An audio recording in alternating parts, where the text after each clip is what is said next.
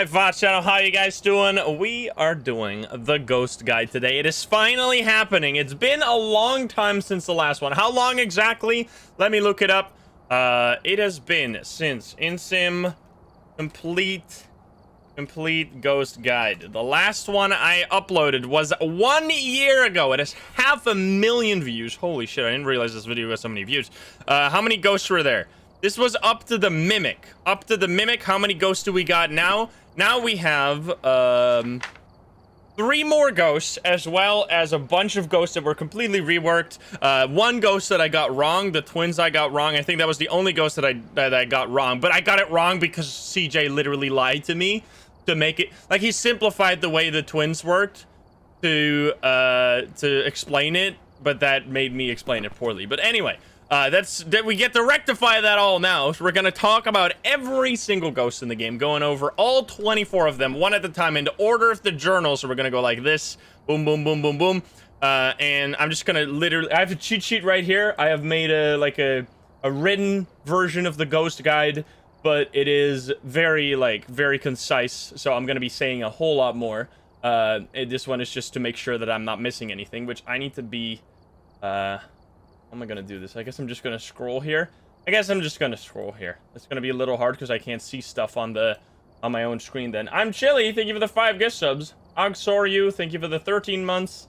Cassie, thank you for the 6 months. Atiyir, thank you for the 4 months. I am Kez, thank you for the 7 months. Joey with the 8 months. Tefu with the Prime. Wicked Wolf Ninja with the 2 months. I'm Chili with the Prime as well. Stella with the 6 months. Thank you guys. Holy shit. And Lol with the 10 months. And Josk with the tier 3. 15 months. Okay. So I think we're just gonna go say hi, YouTube. It's gonna be a long one. You know how this goes. We're just gonna be, it's probably gonna be like 2+ hours of me just literally talking about every single ghost. I'm gonna share with you all the stuff I've learned in 2,000 hours of playing this game. It's gonna be wild. Let's do it, baby. Here we go.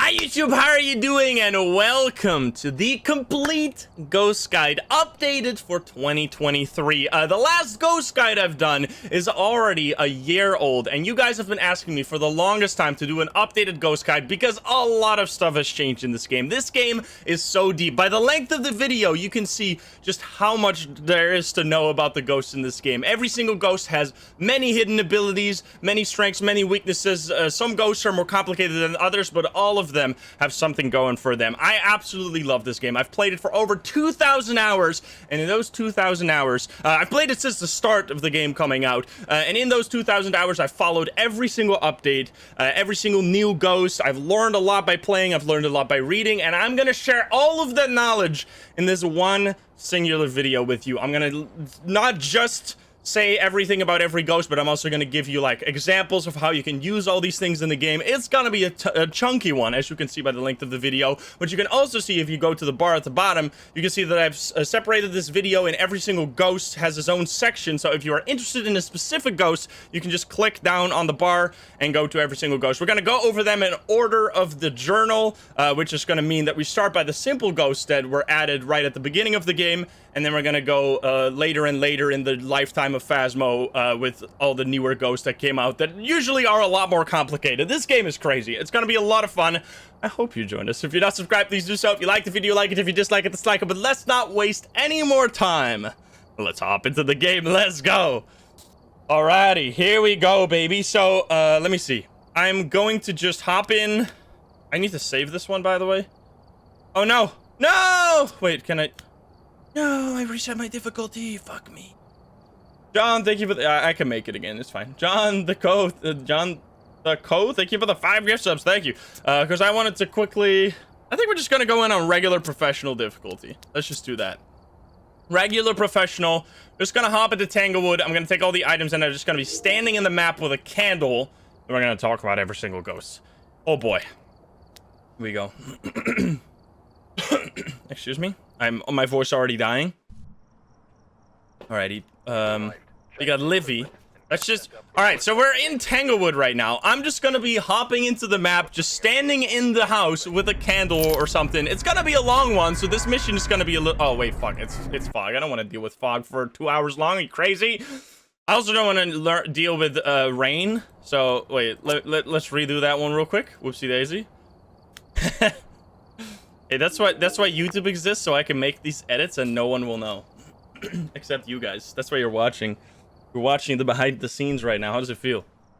Alrighty, we got Corey Ramirez. We're just gonna be in the map. Now, I'm not actually gonna be playing the game mostly. I'm just gonna be talking about every single ghost in the game, starting with the spirit. And we'll see how the ghost is gonna mess with us during this. Maybe we'll figure out what the ghost is along the way without using any of the items, who knows? We're playing on professional, by the way, but anyway, let me quickly turn on the breaker, and then we're gonna stand in the kitchen, and we're gonna start blasting some knowledge, baby.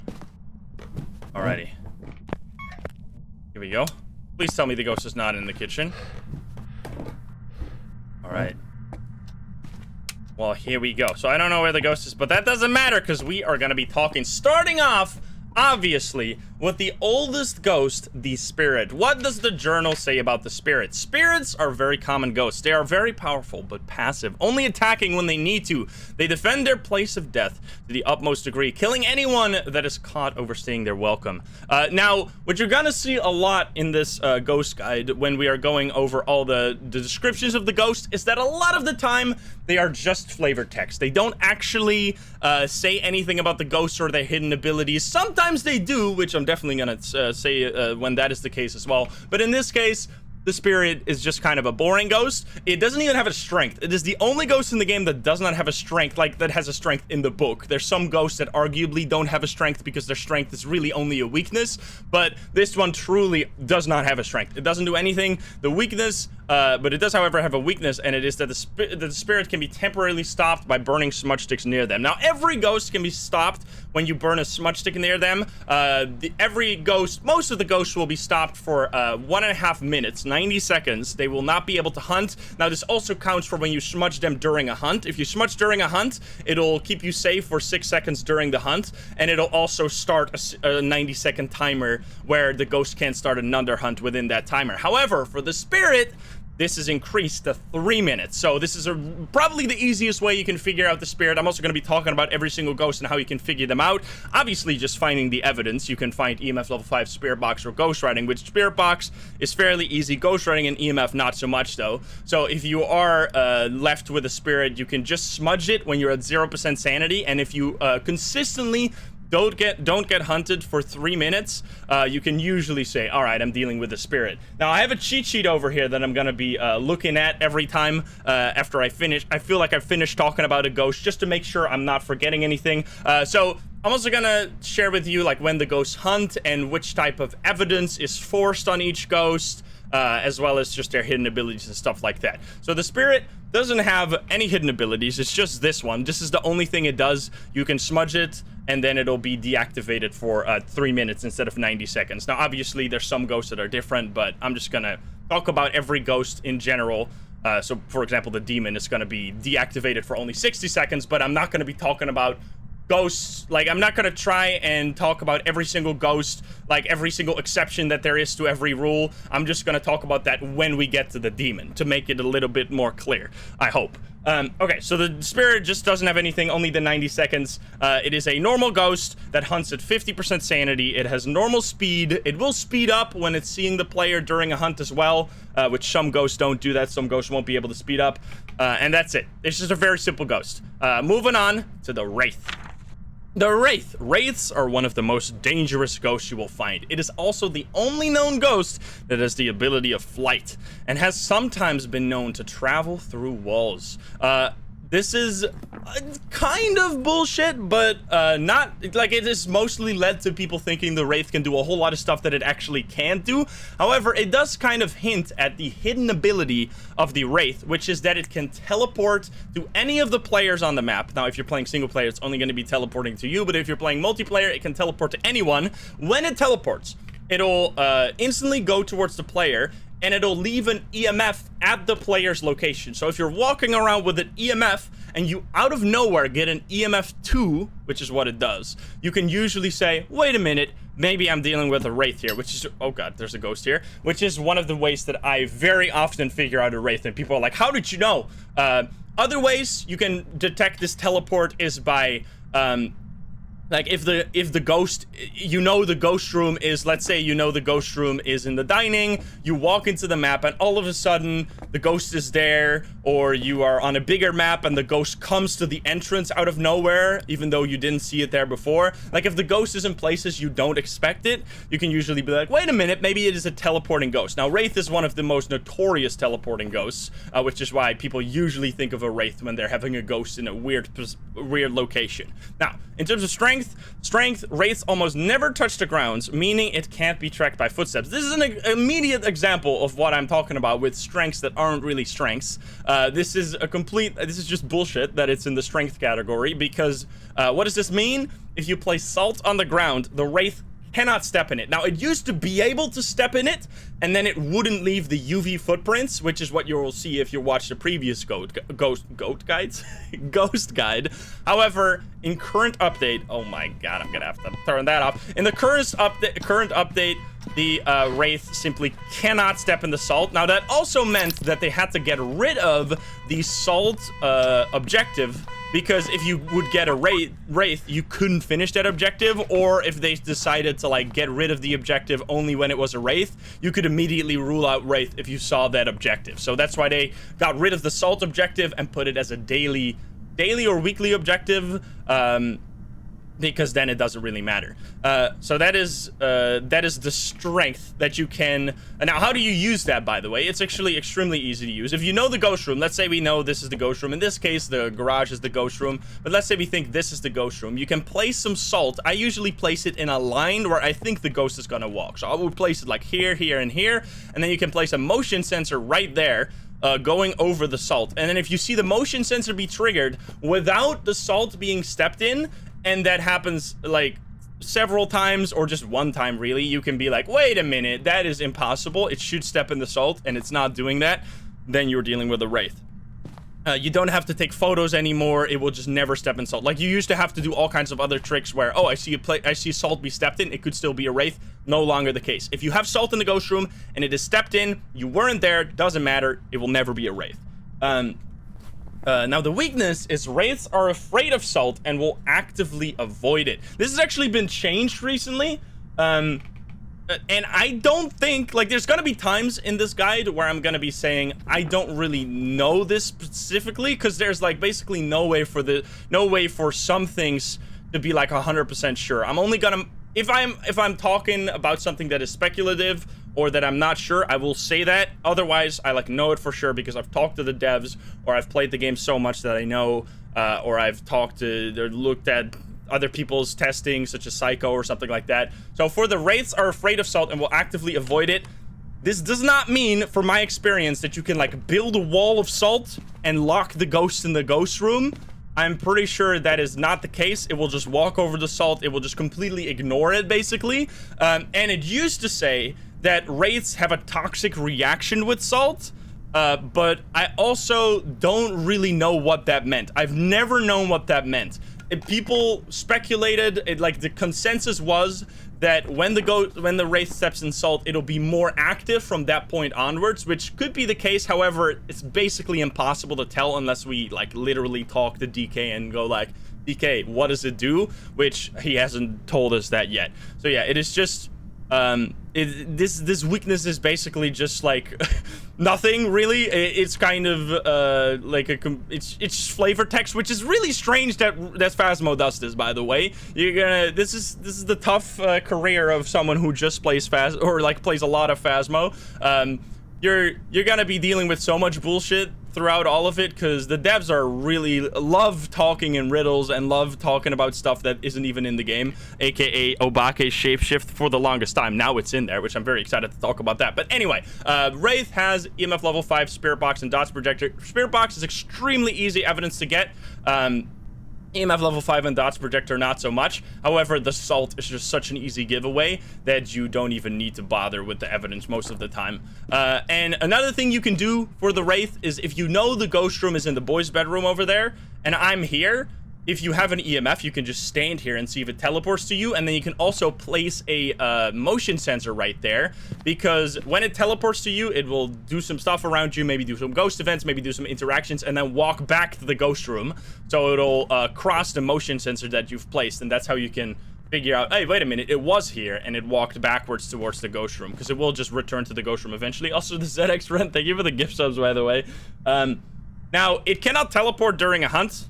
It cannot go through walls during a hunt. It cannot go through hiding spots during a hunt. Like, it can't see through doors and all that stuff. Those were all myths floating around, because it says something about, like, it can fly and stuff like that, and it can travel through walls. That is just flavor text, as I said. It is kind of hinting at the teleporting ability, but it doesn't mean that it can actually go through walls. I mean, I guess it can teleport through walls, which I guess is what they mean here. Yeah, that is it. The Wraith has normal hunting. It hunts at 50% sanity, and it has a normal speed of every other ghost. And it'll also increase its speed when it's seeing players. All right, anyway, that's Wraith. Let's move on. These are the simple ghosts, by the way. Just wait until we get to the later ghosts. I'm going to be talking for, like, literally 15 minutes about some ghosts. It's going to be crazy. All right, Phantom. A phantom is a ghost that can possess the living, inducing fear into those around it. They are most commonly summoned from Ouija boards. I love that they still have this here. They just... Wait, what the fuck? Wait. Alright, here we go. So this is bullshit, by the way. I don't know. I swear they got rid of this, right? I was looking at my notes and I was like, no, this is not a thing. I don't know why they still have this in here.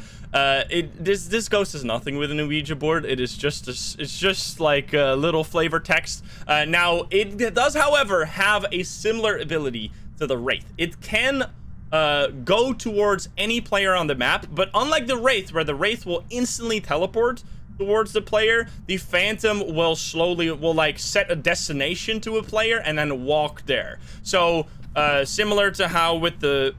So if you want to, like, figure out the difference between a Wraith and a Phantom, you could set up a motion sensor right there and then be far away from the ghost room, and then if it walks over the motion sensor towards your location, instead of instantly teleporting and then walking back, you can be like, wait a minute, it's probably a Phantom, not a Wraith. Now, there's other much easier ways to figure out a Phantom, but that's just purely going off of the not teleporting, but the roaming hidden ability that it has. And in terms of EMF, so the Wraith's teleport will give an EMF at the location where it teleports to. As far as I know, the Phantom gives the EMF. I'm not entirely sure about this one. As far as I know, the Phantom will give the EMF in the starting location where it'll start its roam towards you, which means that unlike the Wraith, you can't really figure it out using the EMF. You won't just instantly get an EMF out of nowhere. It'll be like far away in the ghost room, so you won't really be able to tell it that way. However, if you're in the ghost room, you will get an EMF. An EMF 2. Now, an EMF 2 without anything going on, like without anything being thrown or any doors being touched, is usually some indication of an hidden ability happening. So EMF 2 is a really important thing to keep in mind. That's like usually what the hidden abilities give. Okay, so strength. Looking at a Phantom will drop your sanity considerably faster. I don't think that does anything. I think this is like speculation. I think people have said that it will drop your sanity more when it's doing like a ghost event. It shows up during when a ghost is like shows up, it'll drain your sanity. However, I don't think that's like increased with the Phantom. At least it's in no like significant way whatsoever. This might as well not exist, because you're never going to be able to figure out a Phantom this way. You're never going to really be hurt by this. It's not going to be like, oh my god, it hunted so early, it must be a Phantom. Like, it just doesn't do that. It's not like the Oni, where the Oni will drop your sanity more when it hits you with a ghost event. The Phantom doesn't really have an equivalent ability of that. Now, it might do something with draining your sanity slightly more when it shows up, but it just might as well not exist, because it's completely useless. I can tell you, I've played this game for how long exactly? I've played it for 2,172 hours, and I've never used that whatsoever. All right, weakness. Taking a photo of the phantom will make it temporarily disappear. Now, this is going to be the thing that you're going to be using most of the time to figure out a phantom. You're not even going to be looking at the evidence, even though the evidence is quite easy. Spirit box fingerprints is easy to get. Dots, not so much, but if you can get 2 evidences easy, you're pretty safe. But if the phantom at any point does a ghost event where it shows itself, or you summon it with the summoning circle and it does a ghost event that way, then you take a photo and it disappears, you immediately know, oh, wait a minute, we're dealing with a phantom here. Now, there's some situations in which it can be a little tricky to know if it disappeared because of the photo or it just disappeared by itself. You can tell that by looking at the photo that you took. If you take a photo of the phantom, it'll say ghost underneath it'll say ghost underneath the photo, and you won't see any ghost on the photo. Now, if it's a really dark photo, sometimes you can't see if there's a ghost on there. Then you could look at the glitching effect on the photo. If there's no glitching on the photo and it says ghost underneath, you almost certainly took a photo of a phantom, unless you like took it down a hallway in Sunny Meadows and the ghost was so far away it couldn't even glitch your equipment out yet. But at that point, like, you're dealing with, you're so much more advanced, you don't need these kind of tips. Now, much easier way to tell the phantom than taking a photo is using its other hidden ability, which is, I'm trying to go back to the, got it to blow out a candle, I'm doing it, is to use the blinking during a hunt. The phantom will blink significantly slower during a hunt than any other ghost. Now, what does that mean? It'll be invisible a lot longer. So in between blinks, the duration, the ghost will show up and then it'll blink out of existence, and it'll be invisible for much longer than usual ghosts. It will be visible. I have some cheat sheets here because I don't remember all these numbers exactly. So that it will be visible every one. So when it disappears, it'll set a random timer. Every ghost sets a random timer for the duration of its blink. For the phantom, this duration will be between 1 and 2 seconds. So the minimum blink time for a phantom is 1 second, which is really, like, that's a long blink. You'll definitely notice that. So the easiest way to rule out a phantom is looking if the shortest blink you saw was shorter than 1 second, because for normal ghosts, the blinks are between 0.3 and 1 second. So you can either look like, did I get a much longer blink than 1 second, or did I get some much faster blinks than 1 second? And that way you can either go like, okay, it's blinking much longer, or it's blinking way too fast for a phantom. That's like the easiest way. That's how you usually see me figure out a phantom. I don't really take a photo, because I mean, you can take a photo, but you can't really force ghost events, so that's just based on luck, whereas this you can just figure out anytime. So yeah, that is the phantom. It is a pretty interesting ghost. It can both like roam towards a player, which any player, and it can it has like a photo ability where it'll disappear, and it is invisible longer during hunts, which is pretty cool. Let me make sure I haven't missed anything. Oh yeah, it hunts at 50% sanity, and it's just a normal speed ghost that will speed up during a hunt like any other player. But that's the phantom. All right, moving on. Poltergeist. One of the most famous ghosts, the poltergeist, known to manipulate objects around it to spread fear into its victims. This is actually kind of hinting at the strength of the poltergeist. So I like how you can, like, it's kind of backwards and like reverse engineering what they meant with this flavor text rather than like the flavor text being useful. If you look at the strength, poltergeist can throw multiple objects at once and with great force. This is probably one of the most well-known abilities in the entire game. If you make like a large pile of items, or just in general when there's multiple items around, the poltergeist can throw, like, in an area, it can make all the items at once move.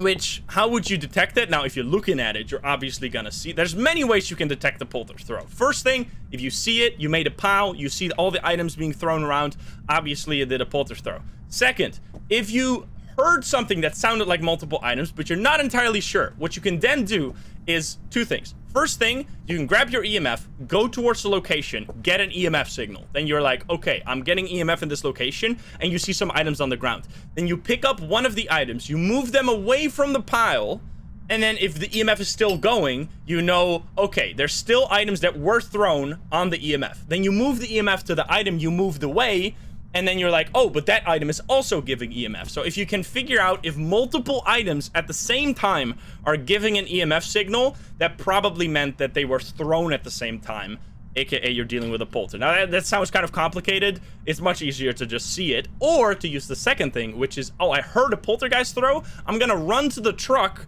If you are playing on professional or lower, you will have the activity chart. If on the activity chart you see the spike going from 0 to 10 instantly, you can be like, all right, I heard a polter's throw. I see a polter's throw on the activity chart. I'm dealing with a poltergeist here. So that is how I usually figure that out. Now, also, when it throws multiple objects at once, it'll drop your sanity by 2% per item thrown, which that is kind of relating to this. Known to manipulate objects around it to spread fear into its victim. So when it throws a lot of items, like when you make a huge pile with 50 items, and it throws all those items, you are down from 100% sanity to 0% sanity. So yeah, that's why building a pile could sometimes backfire, but seeing the polter explosion is just like, it's a thing you have to have done. Like, you haven't played Phasmophobia unless you've seen a poltergeist throw a bunch of items at once. It's amazing. It's probably one of the coolest abilities. Now, what they've also done with the poltergeist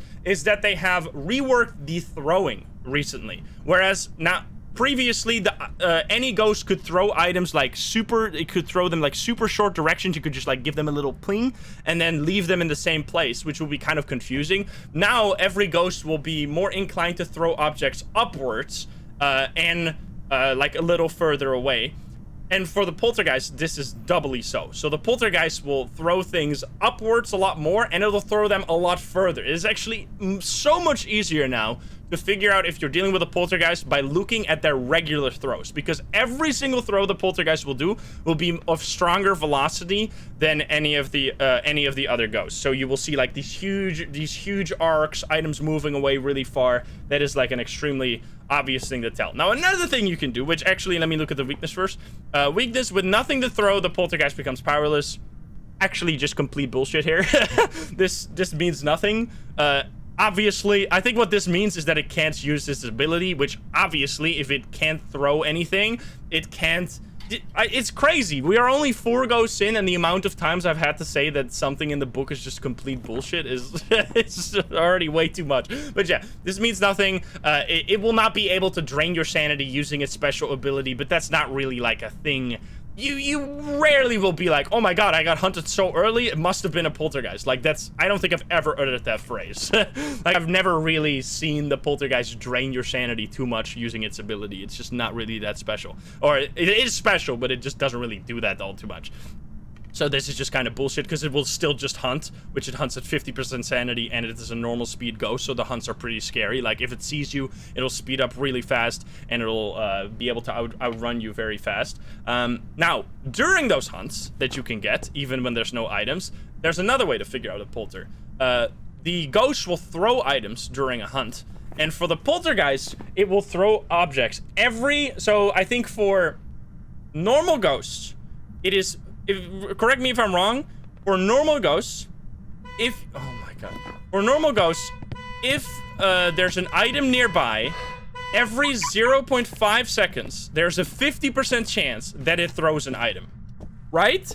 And for the poltergeist, I know the poltergeist ability is that every 0.5 seconds, it will 100% throw an item, and I thought that for normal ghosts, it is every 0.5 seconds, there's a 50% chance to throw an item. So, this is actually a much trickier ability than you think it is. Like, I have been baited so many times, sitting in a hiding spot, hearing like, item, and being like, oh, this must be a poltergeist, and then I leave with poltergeist, and I ended up being wrong. Why is that? That is because when a ghost throws an item, what can happen is that it will, like, throw an item, it'll make a sound, and then it'll hit the wall, which will make a sound, and then it hits the ground, which also make a sound. So it can do like boom, and then it can bounce again. So it can do like, it can make one item sound like it's throwing 3 items at once, whereas it's just really throwing 1 item, but it's just hitting a corner where it's just going bounce, bounce, bounce. And that way you can get easily baited. So the way I usually figure out, if I can, like if I'm not doing super crazy 24 times difficulty challenges,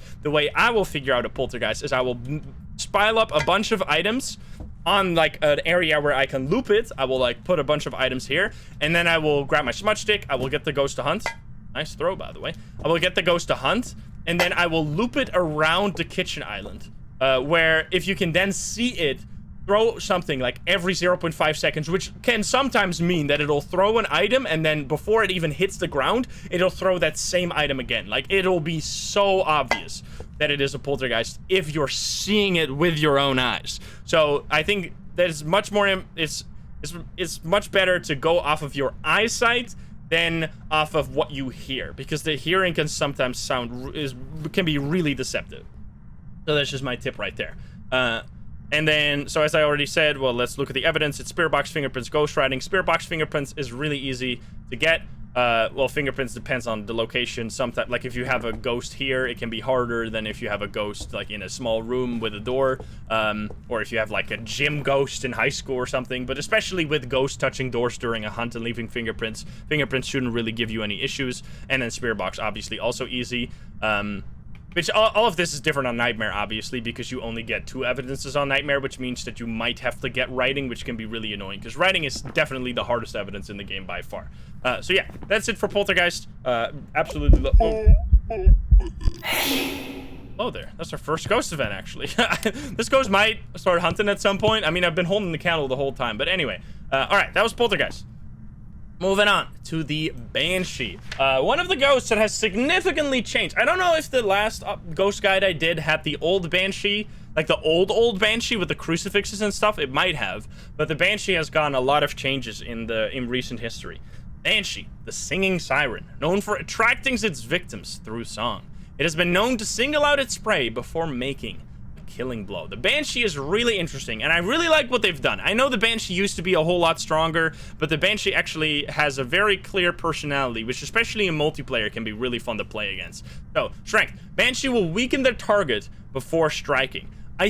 This is a little weird, but I think the Banshee has a lot of stuff going for it, so I might sound a bit all over the place while talking about them. So, the Banshee has a target, which there's a lot of stuff that circles around this target, but so at the start of a game, the Banshee will pick a target and it'll do special stuff with that target. Now, it won't change its target until the target dies. There's some misconception that if the target leaves the house, it'll set a new target until the target enters the house again, and then it'll be back to its normal target. No.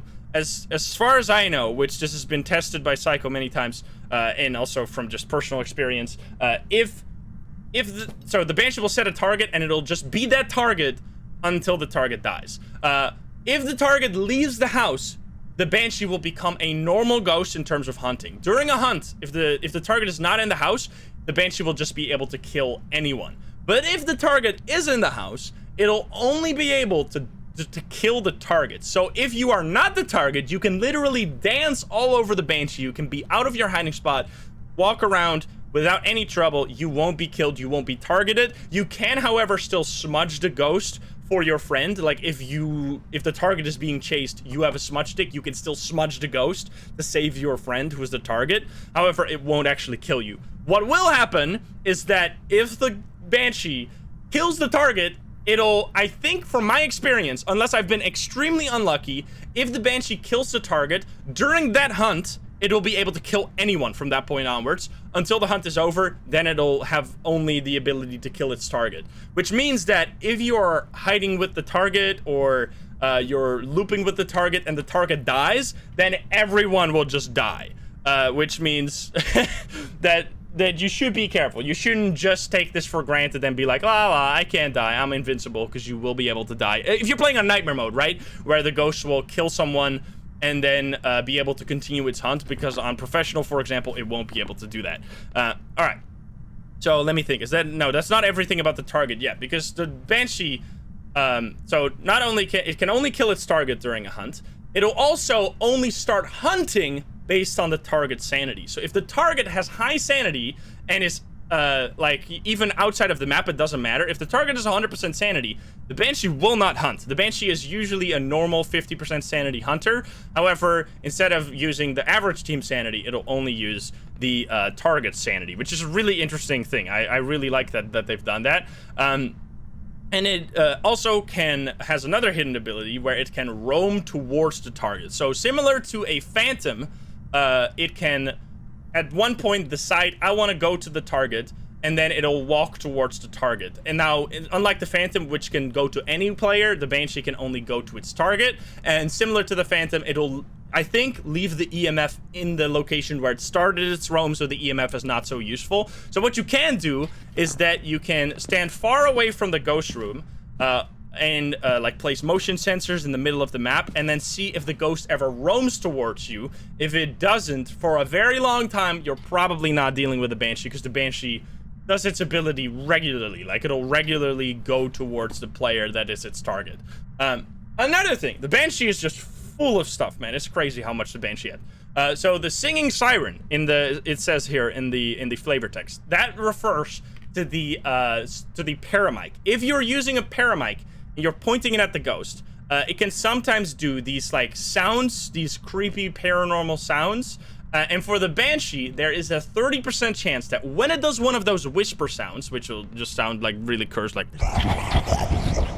stuff like that, it'll have a 30% chance to turn that into a very loud scream. Now let me see if I can actually. I have an example of the scream. Let me quickly get it.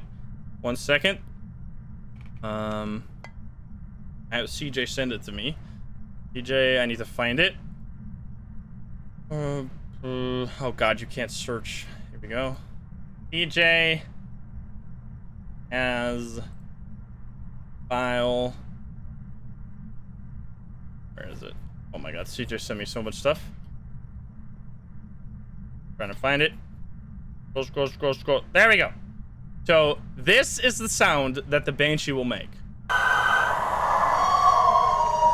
This is why oh god, a lot of people always ask me, how do I know when it's a banshee? That's the banshee scream, which is completely different from any of the other sounds that it makes. So it is extremely obvious when you're dealing with a banshee. You will hear that scream. This like super loud thing. But again, it is only 30% chance every time it does a scream, which means that you can get extremely unlucky, which has happened so many times to me. You can get extremely unlucky, get multiple sounds on the paramic, have like I've had up to like 6 or 7 sounds on the paramic be normal sounds. Then I left being like, all right, I guess it's a yurei and not a banshee, and then it ended up being a banshee anyway. So what I tend to do is that I get, if I have to figure out a banshee, I use the paramic and I wait until I get 4 sounds. If during all those 4 sounds I don't get a single banshee scream, I'm gonna leave the game, considering that it's not a banshee. If it ends up being a banshee, I'm just gonna be salty and be like, well, game, you suck. I did my due diligence. You were just giving me terrible luck. That's how I go with it. So yeah, that's the weakness, by the way. Banshees can sometimes be heard screaming with a parabolic microphone. Let me make sure that I have talked about everything, because there's a lot to go over. So it'll, oh yeah, there's other things. So again, about the singing siren. The banshee will prefer singing ghost events. It does more singing ghost events than others, which is actually a really good way to figure out a banshee. So if you're getting lots of singing ghost events, you could be like, well, maybe this is a banshee. Now, what that doesn't apply to is during the hunt. If you get a singing sound during the hunt, don't think like, oh, it's singing so much. No, it's just hunting. The hunting noise is unrelated to ghost events, so don't be like, oh, it's singing during a hunt, it must be a banshee. That is unrelated. And similarly, also don't think it's not singing during a hunt, it must not be a banshee. Just completely disregard that. It has nothing to do with the banshee. Now, when it does those singing ghost events, it'll also, usual ghosts will drop your sanity by around 10% when it does a ghost event. Banshees will drop your sanity by an additional 5%, so they will drop it usually by 15%, which is very minimal, so it's kind of hard to see that. And what's really important about sanity during ghost events is that this is different for every ghost event. If you get an airball ghost event, if it hits you and it makes the noise, it'll drop your sanity. If you get a ghost that shows up, walks towards you, hits you, makes a noise, it'll drop your sanity. However, there's a lot of ghost events where the ghost will just stand right here. It'll just be chilling, looking behind itself, or just like standing still. If you don't touch the ghost during one of those ghost events, you will not lose any sanity. And almost all the singing ghost events I usually get are the ghosts just standing around. So it's really important that if you want to use the singing sanity drop, you need to physically walk into the ghost so it'll actually drain your sanity. So if let's say I know I'm at 100% sanity, the ghost is singing right there, you need to walk into the ghost, which will then drop your sanity, make the ghost disappear. Then you will go to the truck and check what your sanity is afterwards. So if you don't get hit by a ghost event, it'll not actually drop your sanity, which is really important because sometimes you will get a singing ghost event, like you will get 3 singing ghost events in a row, you will go back to the truck and you're like, wait, my sanity is still 80%? It must not be a banshee. No, no, no. It might that you have actually didn't lose any sanity because you just didn't touch any of the, didn't touch the ghost during any of the ghost events. Now, as I said, Banshee can hunt at 50% sanity, but it'll only use the target sanity, and it is a normal speed ghost that can speed up during a hunt. Now, I'm pretty sure... Oh, yeah, wait. Oh, I'm pretty sure that's all. Yes. If the target is above 50%, it cannot hunt, and that is it. Now, if that sounds really unfamiliar to you, that is because the Banshee used to be completely different. The Banshee used to have a crucifix ability where would be stopped by crucifixes much easier. It used to have an instant hunt where it could hunt at any sanity. All of that stuff has been removed and actually moved towards the demon, so that's old stuff. Now, the Banshee has fingerprints, ghost orbs, and dots, which ghost orbs and fingerprints are really easy. Especially ghost orbs are really nice because the ghost orbs will always be in the ghost room, which means that for a Banshee specifically, you can figure out the ghost room looking at where the orbs are, and then you can go far away from the ghost room, and if it goes to you all the time, you know, all right, I'm dealing with a Banshee here because it's roaming towards me. So that's for the Banshee. All right, well, we're only 5 ghosts in, and we're already talking a lot. As I said, I'm not gonna leave any stone left unturned. Like, I want this video to just be like the ultimate guide that I never, like, if anyone ever has a question about any of the ghosts, they can just watch this and they have like a little guide about every single ghost. So anyway, that's the Banshee. Let's move on. The jinn. A jinn is a territorial ghost that will attack when threatened. It also has been known to be able to travel at significant strength. A jinn will travel at faster speeds if its victims is far away, or if its victims are far away. Well, it doesn't really matter for one victim because it doesn't have like a target like the Banshee. Weakness. Turning off the location's power source will prevent the jinn from using its ability. So, the jinn, territorial, doesn't really mean anything. People also used to think that the jinn has something with electronic items, that if you moved electronic items into or out of the ghost room, stuff like that, it would be crazier and it will do stuff. All just myths.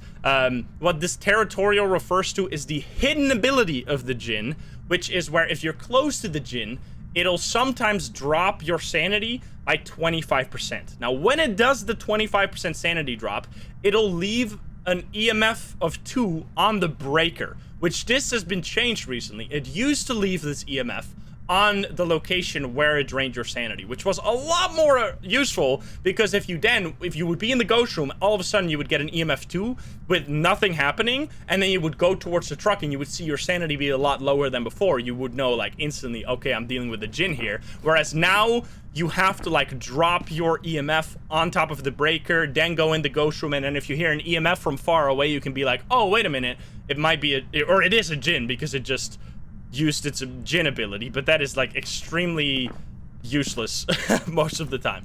I don't know why they changed that. I think my prediction was that they changed that because it should have worked that way from the start, but it was bugged, and then they just fixed the bug without thinking that it was much better the way the bugged version was much better than the fixed version. That's at least my prediction. And it cannot use this ability, by the way, if the breaker is off.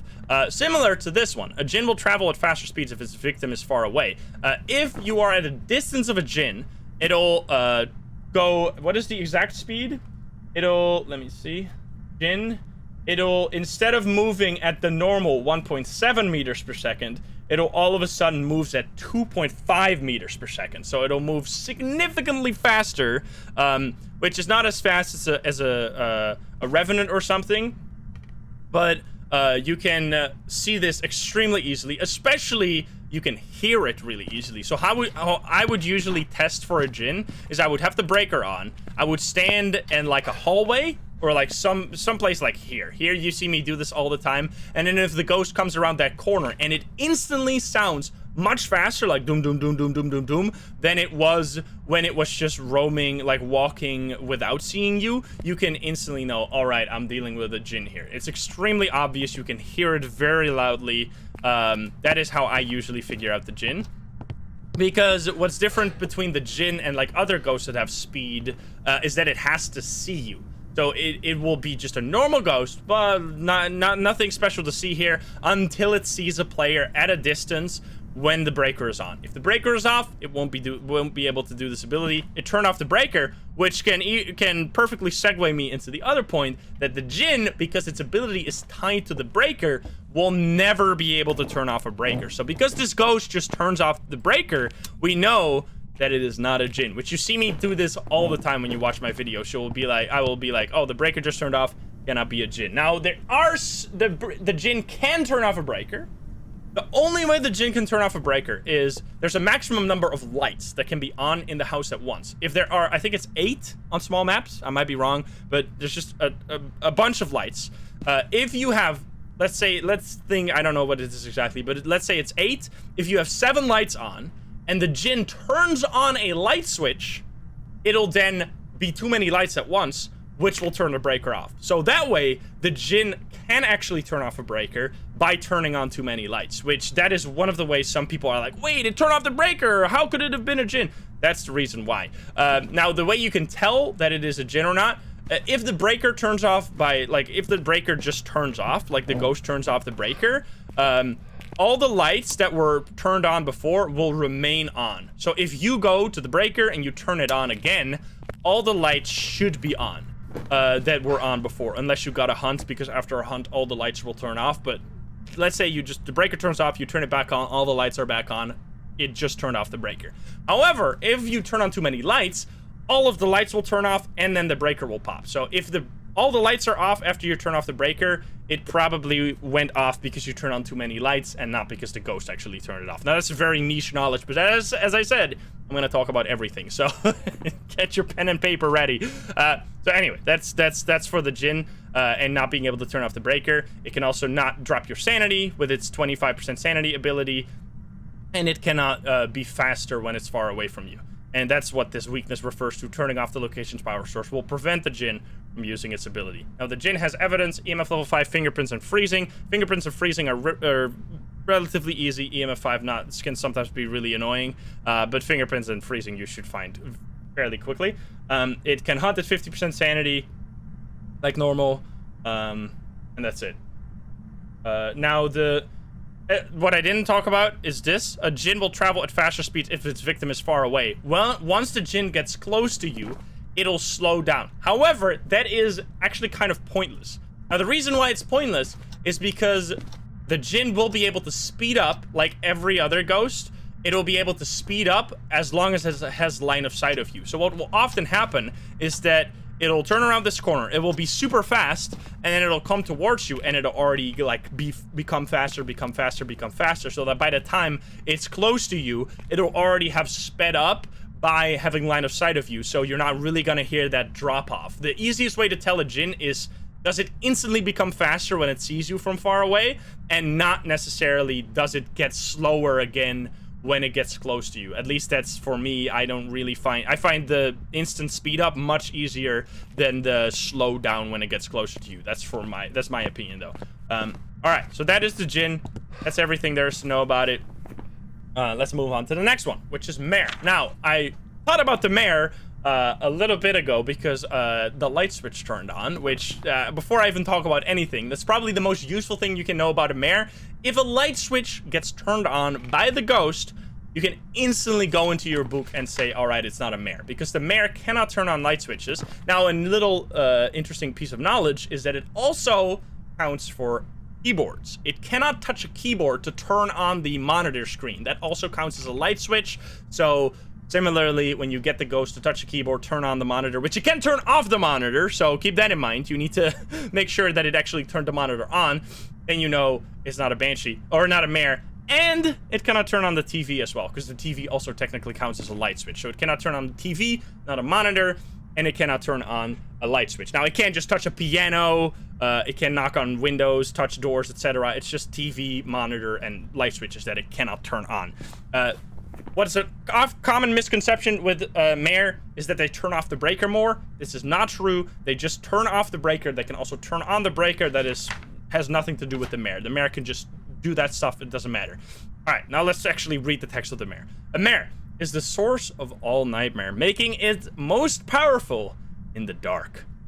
Strength. A mare will have an increased chance to attack in the dark. Weakness. Turning the lights on around the mare will lower its chance to attack. So the mare will hunt at 60% sanity if it is in a dark place, and it'll be able to hunt at 40% sanity, which is just so it's lower than the regular if it's in a lit up place. So if you light a bunch of lights in a room and it doesn't hunt, even though you're below 50, you're at like 45, you know, all right, I might be dealing with a mare here, which especially if you're holding a candle. As you see, I've not been hunted here at all. That's because I've been holding a candle this whole time.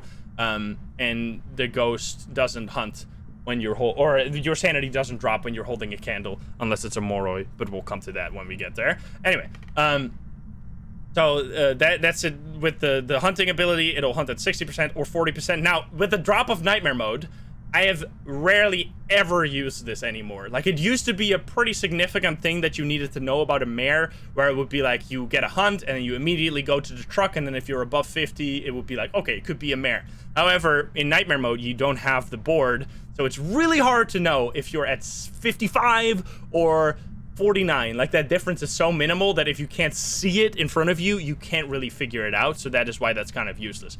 Now, another thing with the mare. So how do you figure out the mare then? Easiest way is to rule it out by getting it to turn on a light switch. If it turns on a light switch at any point, you can rule out a mare. Now, the other thing you can do to figure out if it is a mare is to go into the ghost room and turn on the light switch sometimes, because the mare has an ability where if you turn on a light switch and it's nearby, it has a chance to instantly turn off the light switch, which it'll be very obvious. Like, it can sometimes, any ghost can do that like by accident, but if you turn it on and it'll immediately turn it off, you know, like, wait a minute, it's probably a mare. It's one of the ways you can instantly figure it out.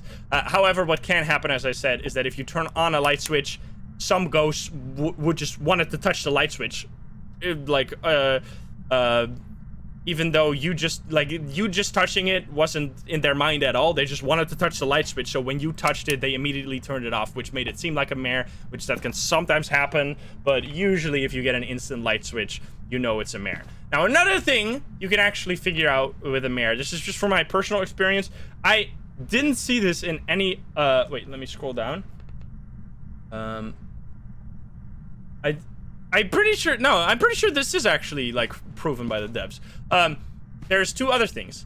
The banshee will break lights during ghost events more often than other ghosts. So if you get a ghost that, like, does a ghost event and then the lights explode, you should be like, all right, maybe it's a banshee, or maybe a mare. Sorry, I keep saying banshee. Maybe it's a mare. And if that happens multiple times, you can be like, all right, probably a mare. Sorry, I keep saying banshee. I'm sorry, I meant mare.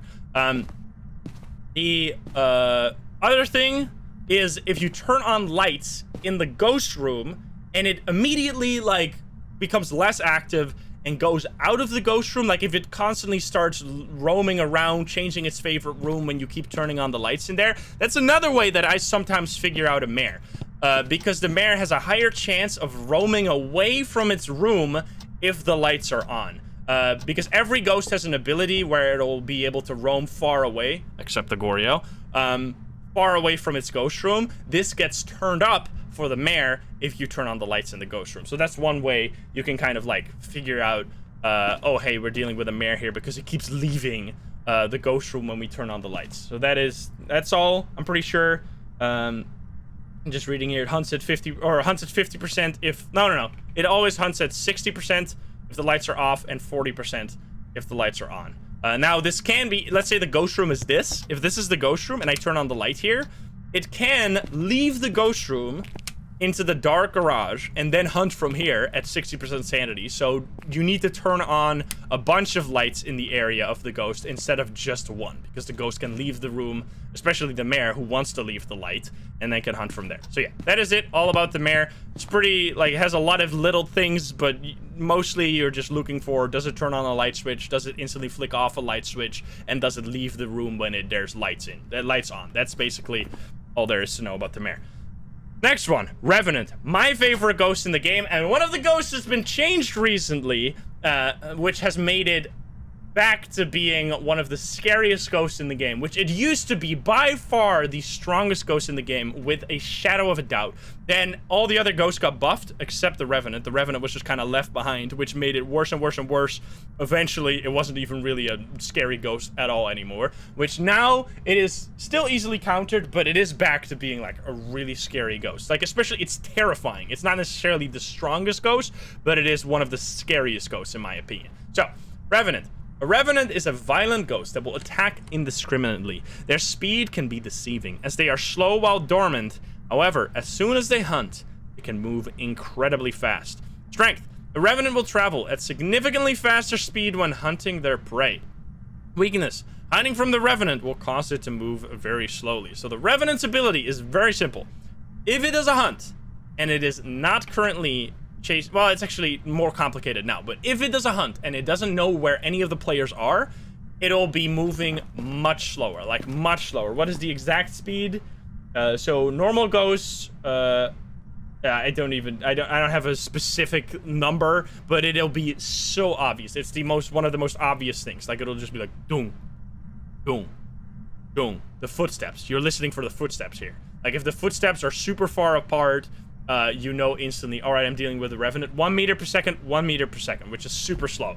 So that is, that's the easiest way to tell a Revenant. Now, what have they changed recently about the Revenant? They have made it so much cooler now. Whereas before, if the Revenant was chasing a player, it would move at an astonishing 3 meters per second, which is almost twice as fast as a normal ghost. God damn it. And much faster than the player's walking speed. Like, it would just catch up to you extremely fast. You can, however, out-sprint. If you are sprinting, you can be faster than a Revenant. However, obviously, your sprint runs out, and then you will be chased by a Revenant. But what used to happen is that if you broke line of sight with a Revenant, instead of, like, being smart and still being fast until it's found you, it would instantly slow down as soon as it lost line of sight. So what would happen is the ghost would start hunting. You would already walk away from the ghost room, obviously, because there's a gray spirit and you know you're about to get killed by the ghost in the ghost room. And you would sprint away, you would go around a corner, and the ghost would never find you. And even if it was chasing you, you would be able to sprint, and again, when you're sprinting, you're actually faster than a Revenant, so you would be able to sprint around a corner, the ghost would instantly slow down, and you could easily walk towards a hiding spot with no problem. But then the absolute awesome patch came around where they changed that. They finally implemented something that I've been crying for the longest time. Instead of God damn it! Instead of instantly slowing down as soon as it sees, or as soon as it lost line of sight with a player, it'll, oh my god, you son of a bitch. This ghost is such an attention whore. What the fuck? It'll stay fast. It'll stay, fast until it has reached your last known location. So let's say the ghost starts hunting here. It sees me right here, and then I break line of sight. Instead of instantly slowing down and walking towards this location at 1 meter per second, it'll go towards this location at 3 meters per second, and then when it reaches this location, it'll look around again, see if it can see another player. If it sees the player, it'll just continue going at 3 meters per second, which, yes, thank you for the 5 gift subs, thank you. It'll just continue moving at 3 meters per second, chasing you down, which is a huge change, obviously. Before, it would never be able to catch you in this scenario because you would just break line of sight and it would take forever to get here. Now, it will instantly be here, then be able to catch up to your next known location. Even though you broke line of sight again, it'll be able to move fast until it reaches this, and then it can, like, chain this high speed without, like, even though it loses line of sight of you, it can still continue to be fast during the hunt. Now, let's say it gets here and it doesn't see you. Instead of then immediately slowing down, it'll slow down over the next 2.7 seconds until it has reached the 1 meter per second threshold. It'll just, like, go linearly down, get slower until it reaches 1 meter per second. Jesus Christ, this ghost is crazy. Which the car, by the way, is not a light switch, so the mare can also turn on the car. Interesting, because there is technically lights attached to the car. I didn't even think of that. That is, right? I'm pretty sure. I actually don't know that. I think so. I think the mare can turn on the car. So yeah, besides that, so this is with line of sight. This is also with equipment, and I think that's the biggest one. So equipment or your audio, like if you talk and it listens to your microphone, this will like alert the ghost to where you are, which will also instantly make the ghost speed up. So let's say I'm here and I have my flashlight on and the ghost is around this corner and it detects me. Oh, you're in that room. It didn't see you, but it will instantly go fast towards this location. So what's really important if you want to survive against a rev is to turn off your flashlight, stop talking, as soon as you like break line of sight, get around a corner, and then go quickly into a hiding spot. Because if you keep your flashlight on, the ghost will be able to keep tracking you. Like let's say in this scenario where it went here and it came to this location, then it didn't see you, but you were around the corner here with your flashlight on. It'll still be able to detect your flashlight and then can find you anyway, even though it couldn't see you. So it's really important to turn that flashlight off. You see me do this all the time. It's probably one of the most important reasons why sometimes I do stuff where people are like, how the fuck did he live, dude? Like sometimes you'll see me loop a revenant around a car by crouching down, turning off my flashlight, and you won't, like it will not see me, because if you keep the car between you and the ghost, it won't see you. And if you turn off your flashlight, it'll eventually lose, like forget that you were here, and then it'll be able to like it won't be able to find you. So if you keep the car between you by listening to the footsteps, you will be able to survive against a rev or any other ghost. It's really important. Yeah, turn off your equipment and make sure you're not using like open mic and screaming at the ghost. Which that is a huge change, obviously, and it is a really fun change in my opinion, because it made no sense for the revenant to be like, if it is supposed to be significantly faster when hunting their prey, if it knows someone is somewhere, like it knows you're there, it's moving towards the location that it knows a player is around, why would it be slow? Like it's hunting you, it should be fast, which is exactly what it is now. So while it knows, so if it knows of a player location, either by seeing the player, by hearing the player, or by detecting its equipment, it'll move fast. If it at any point loses all three of those, it'll then get slower until it moves at a super slow speed. So the safest thing you can do against a rev is either make as much distance as possible and make sure it can't see you and turn off your equipment, or to just be away from the ghost room, like not even be there. You don't want to be with the revenant, because it's going to be crazy fast. They did, however, make the revenant pretty easy to detect, because if you're not in the ghost room, you can hear it instantly. Like, you never have to be chased by a revenant. Unlike a jinn, where you have to be seen by the jinn in order to get its ability, for the revenant, you can hear immediately that it is slow. So yeah, it's really obvious that way. But anyway, really cool ghost. Absolutely love this one. Very scary. Because the sound of the footsteps when it's chasing you at max speed is like, doo doo doo doo doo doo doo. It's so scary. It's amazing. Now, the evidences of the revenant is ghost orb, ghost writing, and freezing temperatures. Ghost orbs and freezing are fairly easy. Ghost writing, once again, the hardest evidence in the game. But you can usually just figure out a revenant during a hunt, which is the more easy way. Anyway, that's the revenant. Moving on. Shade. Shade. A shade is known to be very shy. There is evidence to just suggest that a shade will stop all paranormal activity if there are people nearby. Strength. Shades are much harder to find. Weakness. The ghost will not enter a hunt if there are people nearby. Now, this ghost, I feel, is a little broken at the moment. I don't know if that's true. I don't know if other people have recognized this. Poison, thank you for the 5 gifts, by the way.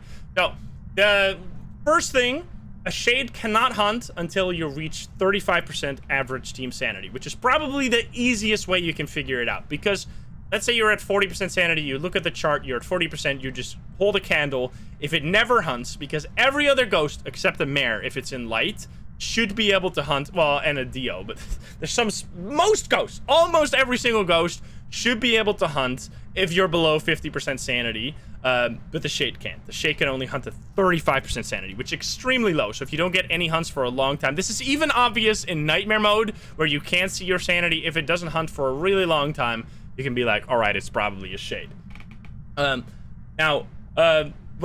There's a lot of little things about the shade. I'm just gonna talk about them really quick. The shade has a high chance, like 66% I have here, but I don't know that for sure, obviously, because it's really hard to know those numbers. But it has a much higher chance to show up as a shadow during a ghost event. So if you see a shadow ghost event, you know, all right, we might be dealing with, like, if you see that a lot, we might be dealing with a shade here. It also, really important, if you're at 100% sanity, the shade has 0% chance to do a ghost event. It'll get progressively more higher chance to get a ghost event until you reach 50% sanity, whereas it will become like a normal ghost again. It will just do ghost events like usual. But if you get a ghost event at 100% sanity, you know instantly, all right, we're not dealing with a shade. It can't do that. So that's a really obvious way. If you don't get any ghost events, or it takes a really long time for ghost events to show up, you know you're dealing with a ghost that's potentially a shade.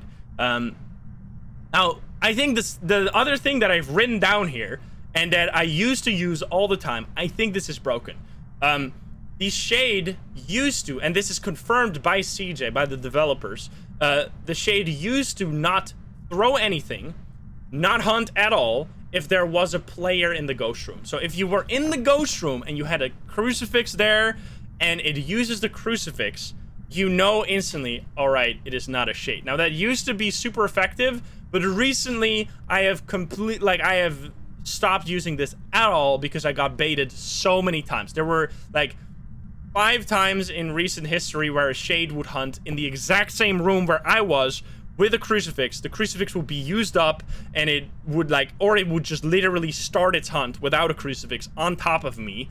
And I would be like, well, guess it's not a shade. I would rule out shade, and then it ended up being a shade anyway. So this, I think it's just bugged. It should work this way. So hopefully in the future, this will be something you can use again. If you see items being thrown around, activity, and it hunts while you're in the room, you can instantly rule out, all right, this is not a shade. But this is currently bugged as far as I know. Like, I've seen this not work anymore.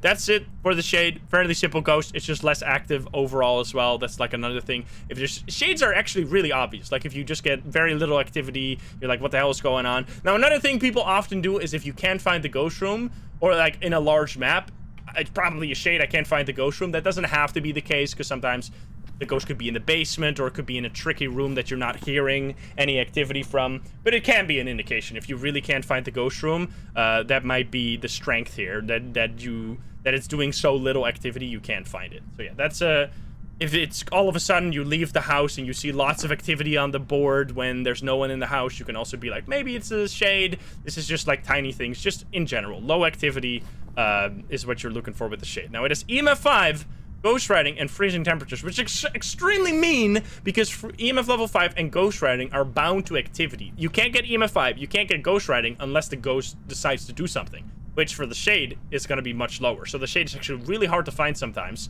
The freezing temperatures is obvious, but that can be really annoying. But anyway, there we go. That is shade.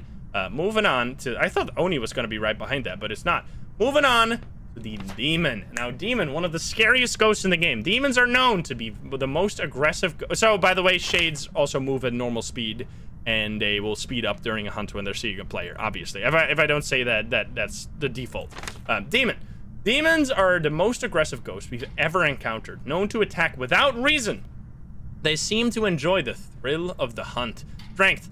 Demons will initiate hunts more often than other ghosts. Oh, I turned off the breaker. Demons will initiate hunts more often than other ghosts. Weakness. Demons fear the crucifix and will be less aggressive near one. So, the strength first. The demon has a twofolds in which it can hunt a lot more. First off, it can hunt at any sanity sometimes. If it could just decide, it doesn't even have to be close to you as far as I know. It can just be like, I'm gonna hunt now. Even if you just walk into the map, it can instantly start a hunt. This is one of the ways you can tell it's a demon. If you get a hunt right away, or you get a hunt above 50, like super above 50, like 90% sanity, you know instantly, all right, we're dealing with a demon here. So that's one of the ways. The other way is that a demon will be able to hunt naturally at 70% sanity, which is extremely high. That means that very quickly when you're in the game, like 3 minutes in, if you're in the dark, it can hunt already, which is going to be extremely obvious and also very, very scary. So you will be able to be hunted much sooner. The weakness, the demons, if you place a crucifix, now you can actually see the range of the crucifix. For the demon, the normal range is 3 meters. For the demon, this is an additional 2 meters. So it's going to be 5 meter radius, which you think that's only an increase of 2 meters. But because you're talking about a circle here, like you're talking about a radius, an increase of 2 meters is absolutely massive. That increases the volume of the sphere where it can't hunt by a lot. Like I think if someone calculated it, it's is much more than 2 times. Like, it decreases it by a huge amount. So if you place, for example, the crucifix in here, it'll stop it in both this room and this room. So you can just place 2 crucifixes in the middle here, and if it stops it 100% of the time, you know, like, all right, I'm not dealing with a demon here because it's just continuously eating the or I'm dealing with a demon here because it's eating the crucifixes even though I placed them super stupid. Like, if you have a room like this and this is the ghost room, you want to place the crucifixes in the middle because they're going to cover the most of the ghost room. However, if you place them here and they still work reliably, you know, like, all right, it's probably a demon. Now, the demon also has some little things that make it more aggressive. Normal ghosts will have a 25% second cooldown between hunts where it cannot hunt again. So after a hunt ends, it will be at least 25 seconds, sorry, until it hunts again. For the demon, this is only 20 seconds. So if you get a hunt to happen within the 20 to 25 seconds after a hunt, you know... Oh, I'm dead. Oh, no, never mind. That's a... That scared the shit out of me. I thought I was gonna die. Okay. If you get a hunt between 20 and 25 seconds after another hunt, you know, all right, we're dealing with a demon here. Another thing is that smudging the ghost. You know how I talked about smudging when we were looking at the spirit, where when you smudge the ghost when it's a spirit, it'll be deactivated for 3 minutes instead of 90 seconds. The demon is another exception. The demon will only be disabled from hunting for 60 seconds instead of 90 seconds, which is extremely short, which means that if you have a demon on a big map, you can't, like, smudging it will mean you can't even leave the map before it can hunt again. Like, it's really hard to prevent a demon from hunting by using smudge sticks, but it's really easy by using crucifixes, which I think is really cool. So crucifixes are much more important against a demon, and I think that's it. There used to be some ability with the demon where it would use less sanity when using the cursed possession. That's just removed now. The demon doesn't have that anymore. It'll just use as much sanity as any other ghost. In terms of evidence, fingerprints, ghost writing, freezing temps. Fingerprints, freezing temps are easy. Ghost writing, hardest evidence in the game. But demon can be extremely obvious when it hunts early. If you smudge the ghost during a hunt, by the way, as far as I know, there's no, like, shorter duration. It will be disabled for 6 seconds. So when you smudge a ghost while it's hunting, it'll stop targeting you for 6 seconds so you can get away from it. This will be the exact same for demon. It'll just be disabled for shorter than the other ghosts. So that's a demon. Extremely dangerous. Like, don't get it twisted. Hunting at 70% sanity is extremely strong, and being able to hunt at any sanity on top of that is also extremely strong. So demons are actually really scary, and they can speed up by just chasing you during a hunt. It will get faster. So they're one of the, honestly, the most dangerous ghosts in the game, in my opinion. Especially for new players, when it can take a long time until you get any evidence, demons can be really, really scary. All right, moving on to the yurei. Now, the yurei is contender, together with goryo, for my absolute least favorite ghost in the game. I hate yureis. I really dislike them because they have so little going for them. They're so boring. Let's talk about them. Yurei. A yurei is a ghost that has returned to the physical world, usually for the purpose of revenge or hatred. Strength. Yureis have been known to have a stronger effect on people's sanity. Weakness. Smudging the yurei's place of death will trap it temporarily, reducing how much it wanders. The yurei is extremely simple. So people often think when they read this, yureis have been known to have a stronger effect on people's sanity, that the passive drain of your sanity is going to be higher against a yurei. I don't know why that's not the case. That would make so much sense. I forgive you completely for thinking that. It is, however, not the case at all. The yurei have an ability where it will, like, similar to the jinn, where it can randomly decide to drop your sanity when you're close to it by 15%, by around 15%. Which, if you remember, the jinn does this by 25%, so it's already a weaker jinn. Like, it does so... It's so stupid. Like, the jinn drops your sanity by 25% sanity on top of being able... Dude, this ghost is the most annoying ghost I've ever faced in my life. So, it can... it's already a weaker jinn in that regard, and it doesn't have any, like, special ability during a hunt at all. Like, it can't speed up or something. And on top of that, so the sanity drain is only 15%. It'll also give itself away when it does this ability, because when it does the 50% sanity drain, it's supposed to close a door, like, no matter how open it was. Like, if it's like this, it'll instantly close, or not instantly, but it'll, like, very rapidly close this door. However, that's bugged right now. That used to be extremely obvious. Right now, it seems like the yurei only touches the door like 2 times without even moving it at all. And before that bug, it used to open the door instead of closing it. So it's so I don't know what they're doing with the yurei. They're ruining it. Like, they're making it so hard to detect this ability. It used to be extremely obvious it would just close the door, but now you kind of have to do this, where you have to, like, set it in the middle, because it can either close the door or open the door, which can make it really hard to know if it even happened. Now, if you think it happened, you can go to the truck and see if your sanity is 15% lower than you think it should be, but it can be really hard to figure it out. And then the other thing, smudging the yurei's place of death will trap it temporarily. If you smudge the yurei for 90 seconds, it won't leave the ghost room, which is completely useless. It is so stupid that that is the only weakness it has. So this is extremely rare for you to be able to tell the yurei using its strength, because it is really rare, and it is also extremely broken right now. The weakness is even less useful, because if you smudge a ghost, there's no guarantee it'll suddenly start roaming. So if you place like a motion sensor on the door right here, and you smudge the ghost, and then you see the motion sensor be triggered, you can go like, all right, it's probably not a yurei because it just left the ghost room after I smudged it. However, if you don't see it trigger the motion sensor, you can't be like, all right, it's instantly a yurei because it stayed in the room, because most ghosts will stay in the ghost room most of the time. So it's like kind of completely pointless. What I've suggested many times, and I don't know why they haven't done this yet, is, oh my god, they're gonna break the lights. Look at this. There you go. The reason why I knew is because the lights were on. Usually the ghost will turn off the lights when it does a ghost event. It's not a mare because it turned on the light earlier, but anyway. So it's just completely useless. What I would love to see this ability be turned into, that if you smudge a yurei, it'll instantly leave the ghost room. That way, if you smudge the yurei and it immediately triggers the motion sensor going out of the room, you know, all right, we might be dealing with a yurei. You try that again, you smudge it again, it leaves the ghost room again. Oh, we are definitely dealing with a yurei. Like, it would just flipping this ability into, instead of staying in the ghost room, making it leave the ghost room, would make it a super useful ability to figure out the ghost. It wouldn't make it like too obvious. You still have to place the motion sensors and like think to figure it out. But every time I suggest that super simple change they could do to make the yurei like not as annoying as it is right now, because if you have to figure out a yurei without evidence, it's just like a complete disaster. It takes forever. You have to rule out literally all the other 23 ghosts before you can say it's a yurei. It's the hardest to figure out ghost based on no evidence, except like the goryo, I guess, which is why I hate the goryo too.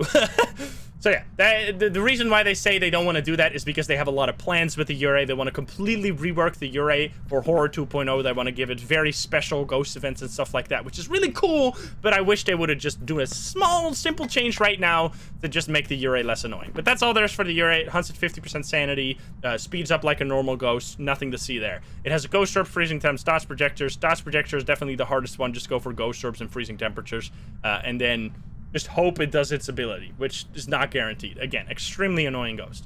Now, we're halfway. We're an hour in, a little over an hour in, and we're halfway, reaching into Oni, which I don't think is even much slower than the last time, because I talked for 2 hours, and there were less ghosts then, so anyway.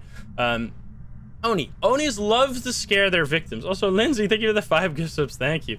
Onis love to scare their victims as much as possible before attacking. They are often seen in their physical form, guarding their place of death. Oh yeah, interesting. I haven't even read this since they changed this. Oh, Onis are much more active whilst people are nearby and will drain their sanity faster when manifesting.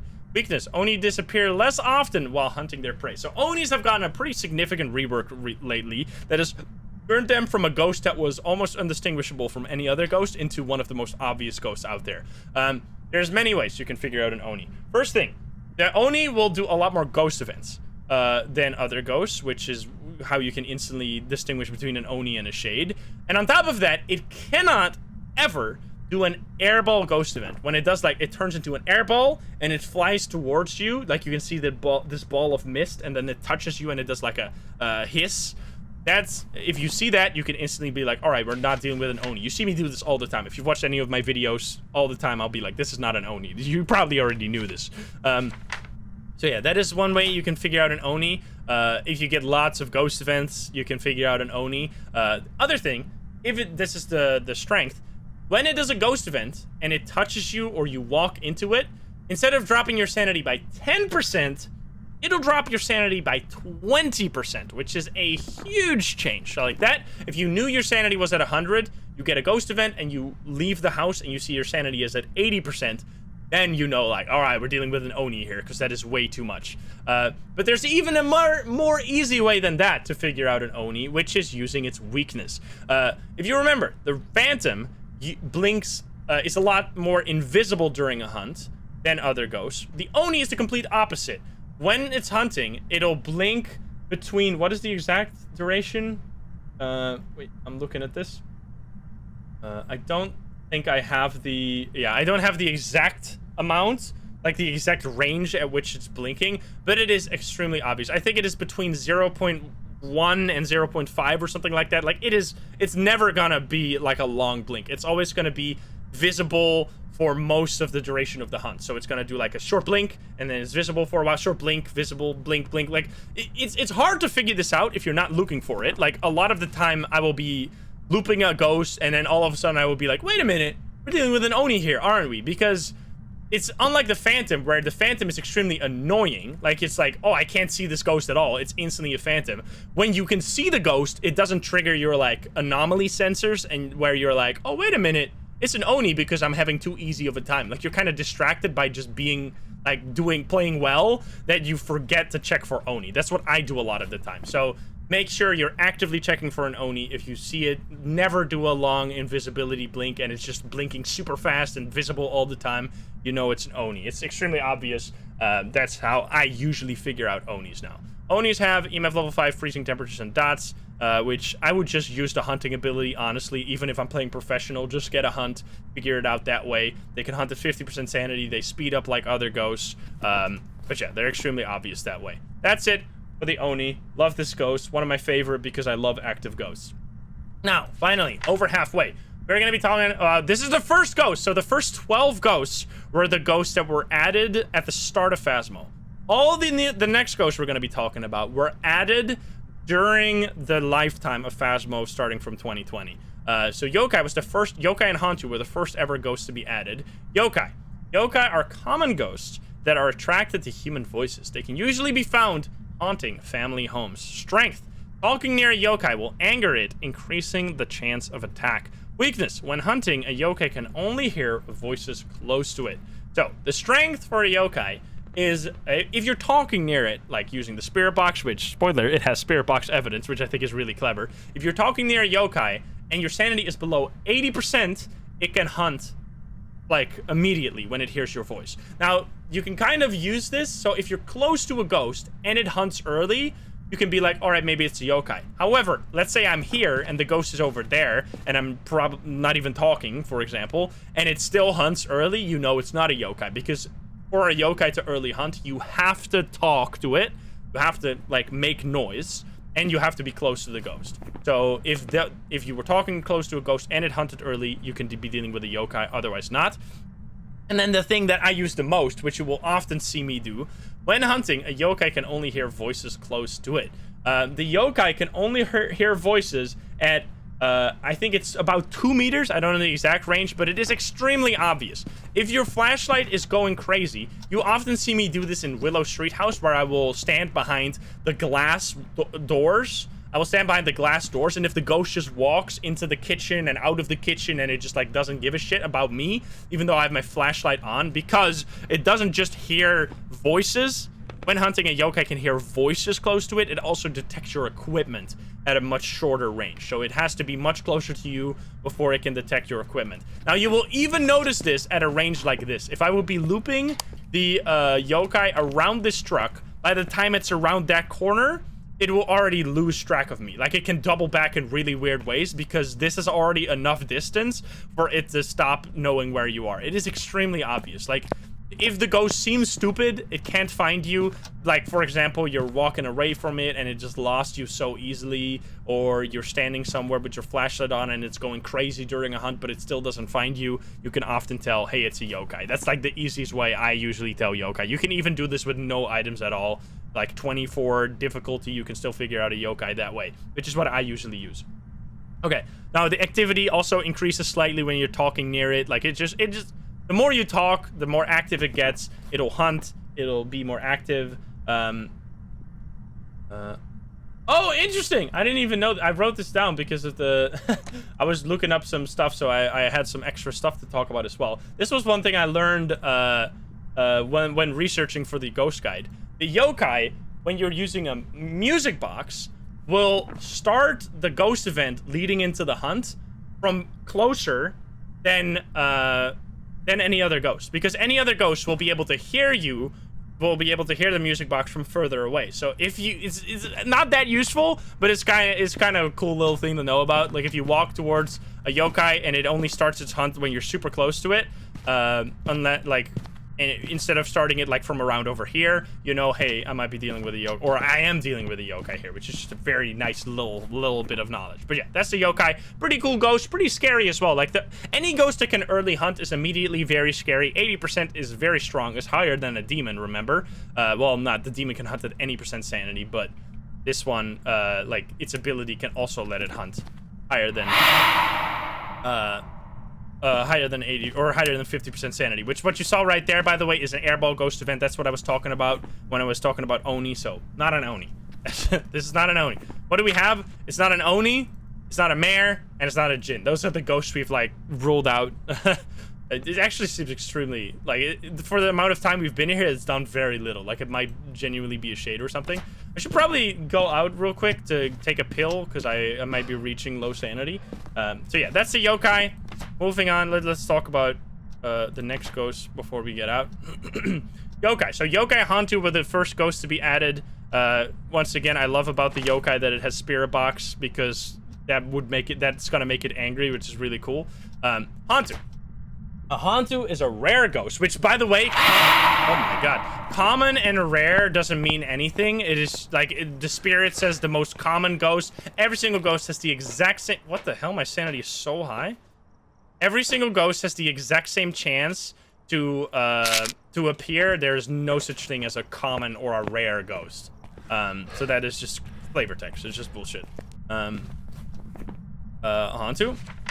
Hantu is a rare ghost that thrives in the coldest climates. The cold seems to make it more aggressive and empowered. Strength. Lower temperatures allow the Hantu to move at faster speeds. Weakness. Hantu moves slower in warmer areas. Now, the Hantu has a few things that are extremely niche, but the main thing about the Hantu is, it's also our first ghost, by the way, first of all.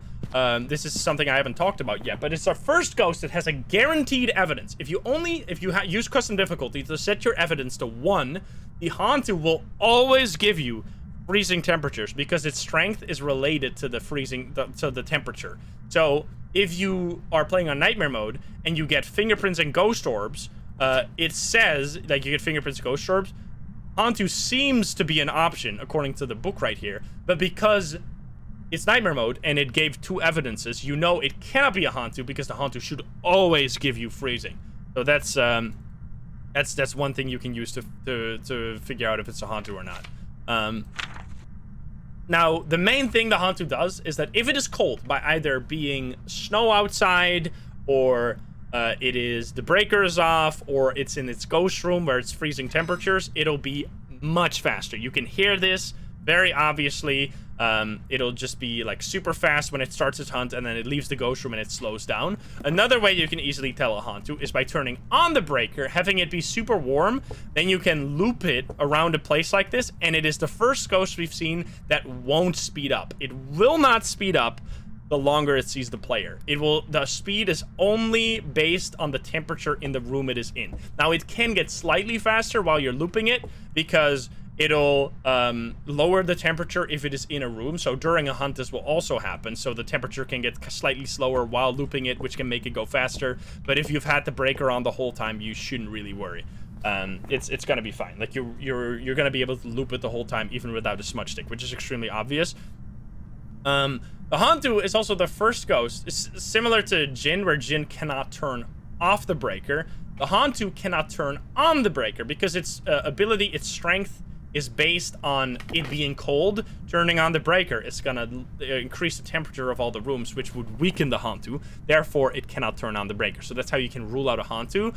And the hantu is also the only ghost in the entire game that has some that has an inclination to turn off the breaker more than other ghosts. So if the breaker keeps turning off a lot, you can be like, all right, maybe we're dealing with a hantu, because the hantu will turn off the breaker more than other ghosts.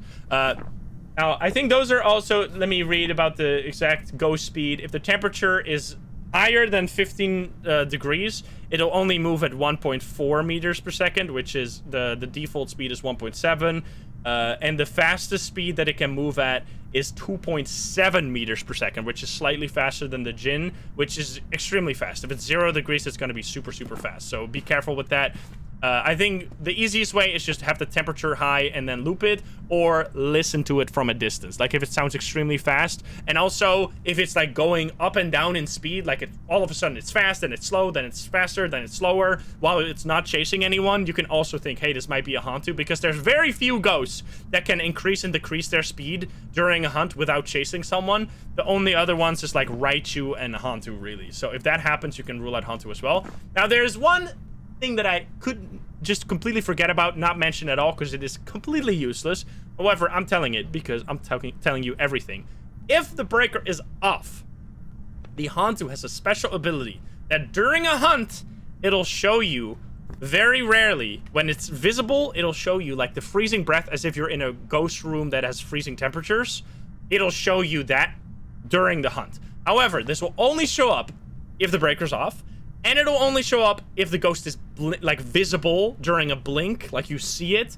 That's the only time it will show up. And it is also extremely hard to see, which this is such a pointless ability. I don't even know why they bother touching it, because they changed this recently.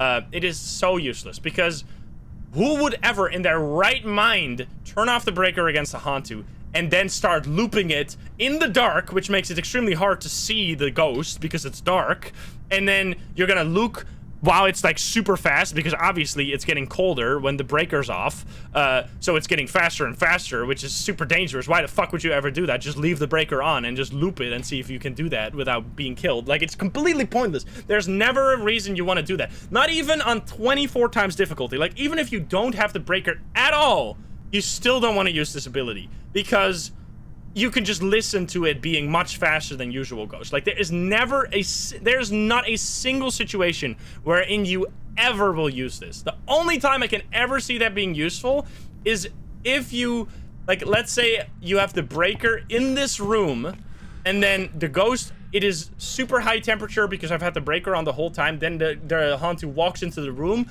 you then turn off the breaker, and then you look at the freezing breath. So it's still warm, but even then, you could just loop it, right? There's literally, even then it's useless. Like, there's no point. The ability is completely useless. There's not a single use case where you can ever use this, which it doesn't make any sense. I don't know why they have this. So yeah, completely useless. Hantu hunts at normal speed, hunts at normal sanity, so not speed, the speed is special, but it hunts at 50% sanity, and it won't speed up during a hunt, which is very special. So keep that in mind. Fingerprints, ghost orbs, freezing temps, which once again, the freezing temps is a fixed evidence, so keep that in mind. That is the hantu. Pretty cool ghost, pretty scary as well, especially if you got like snowy weather outside. It can be extremely fast. What's really cool is when you're on like a campsite map, the hantu is extremely scary because outside the temperature doesn't go up while you turn on the breaker, so it's going to be super fast on Camp Woodwind and Maple Lodge. However, if you turn on the campfire is extremely hot, so if you're looping it around the campfire, it'll be super slow in the area of the campfire, which is one way you can figure it out. But anyway, that's the hantu. Moving on. Goryo. Probably my least favorite ghost in the game. I absolutely hate the Goryo. It is, let's just read it and I'll talk about it. When a Goryo passes through a dot's projector, using a video cam is the only way to see it. Strength. A Goryo will usually only show itself on camera if there are no people nearby. Weakness. They are rarely seen far from their place of death. The Goryo is actually really simple, and especially it's the worst ghost they've added. Like, there's some ghosts, like the Shade is extremely boring, but Goryo is a new ghost. They've added this ghost, and it's so boring. So the only thing the goryo has two things. So it has dots evidence. You can only see this dots evidence when you're looking through a video cam. So you cannot see it with the naked eye. Like if you have a dots projector here, you will never see dots. If you see dots without using a video cam, you can rule out goryo. On top of that, let's say I have a dots projector here. In order to see dots on the video cam, you should leave the ghost room, which you can stand right here because this is another room. You could stand just like, let's say it's in there. You can stand outside of the room. You don't have to be very far. You just have to be out of the room. And then you look at it through a cam and see if it's dots. See if dots shows up. Now, because its ability is related to dots, this is the second ghost that has a fixed evidence. You will always get dots when you have a goryo, unless you're doing a 0 evidence run. So if you don't get dots, if you get EMF level 5 and fingerprints, on nightmare mode, you know instantly, all right, we're not dealing with a goryo because it has to have dots.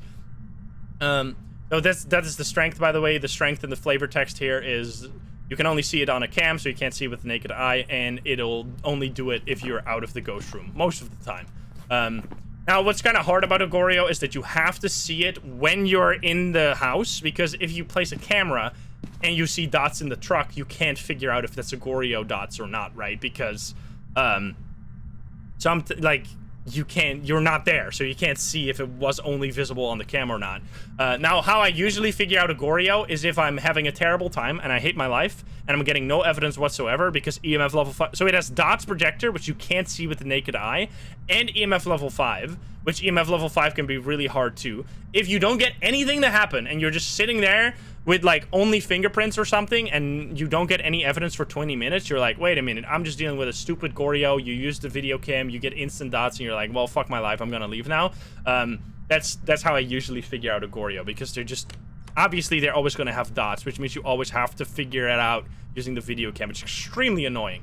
Now, the weakness, which they recently added, by the way, this used to be broken completely. The goryo used to roam even more than other ghosts. Holy fuck, I don't know how that ever was a problem. It used to roam twice as much as other ghosts. Oh, God. Oh, no, I don't want to be touched. Oh, I got touched anyway. But now they have finally made it so that they are rarely seen far from their place of death, and now they can never change their ghost room. So if you have, for example, the mirror, and you open up the mirror, you see that it's a garage ghost, then later on in the game you open up the mirror again and you see that it's now a kitchen ghost, you can instantly rule out goryo, because the goryo can never change its ghost room, which is also the only way on a 0 evidence run you can rule out or you can figure out a goryo. If it simply never changed its favorite room, you can know for sure that it's a goryo. But it's a little hard to know what its favorite room is, because it doesn't have like it doesn't have ghost orbs, which is like one thing you can use to figure out the favorite room. It only has fingerprints and EMF level 5. So yeah, it's extremely annoying, especially in no evidence, which is why I hate it so much, because it just doesn't do anything special. It hunts at 50% sanity, speeds up like any normal ghost. That's it. It just has the dots thing and the not roaming thing. And on top of that, so every ghost, as I said, has an ability to roam far away from the ghost room sometimes. For the goryo, this does not happen. It doesn't change favorite room, and it doesn't roam far away from the ghost room. That's the things. All right.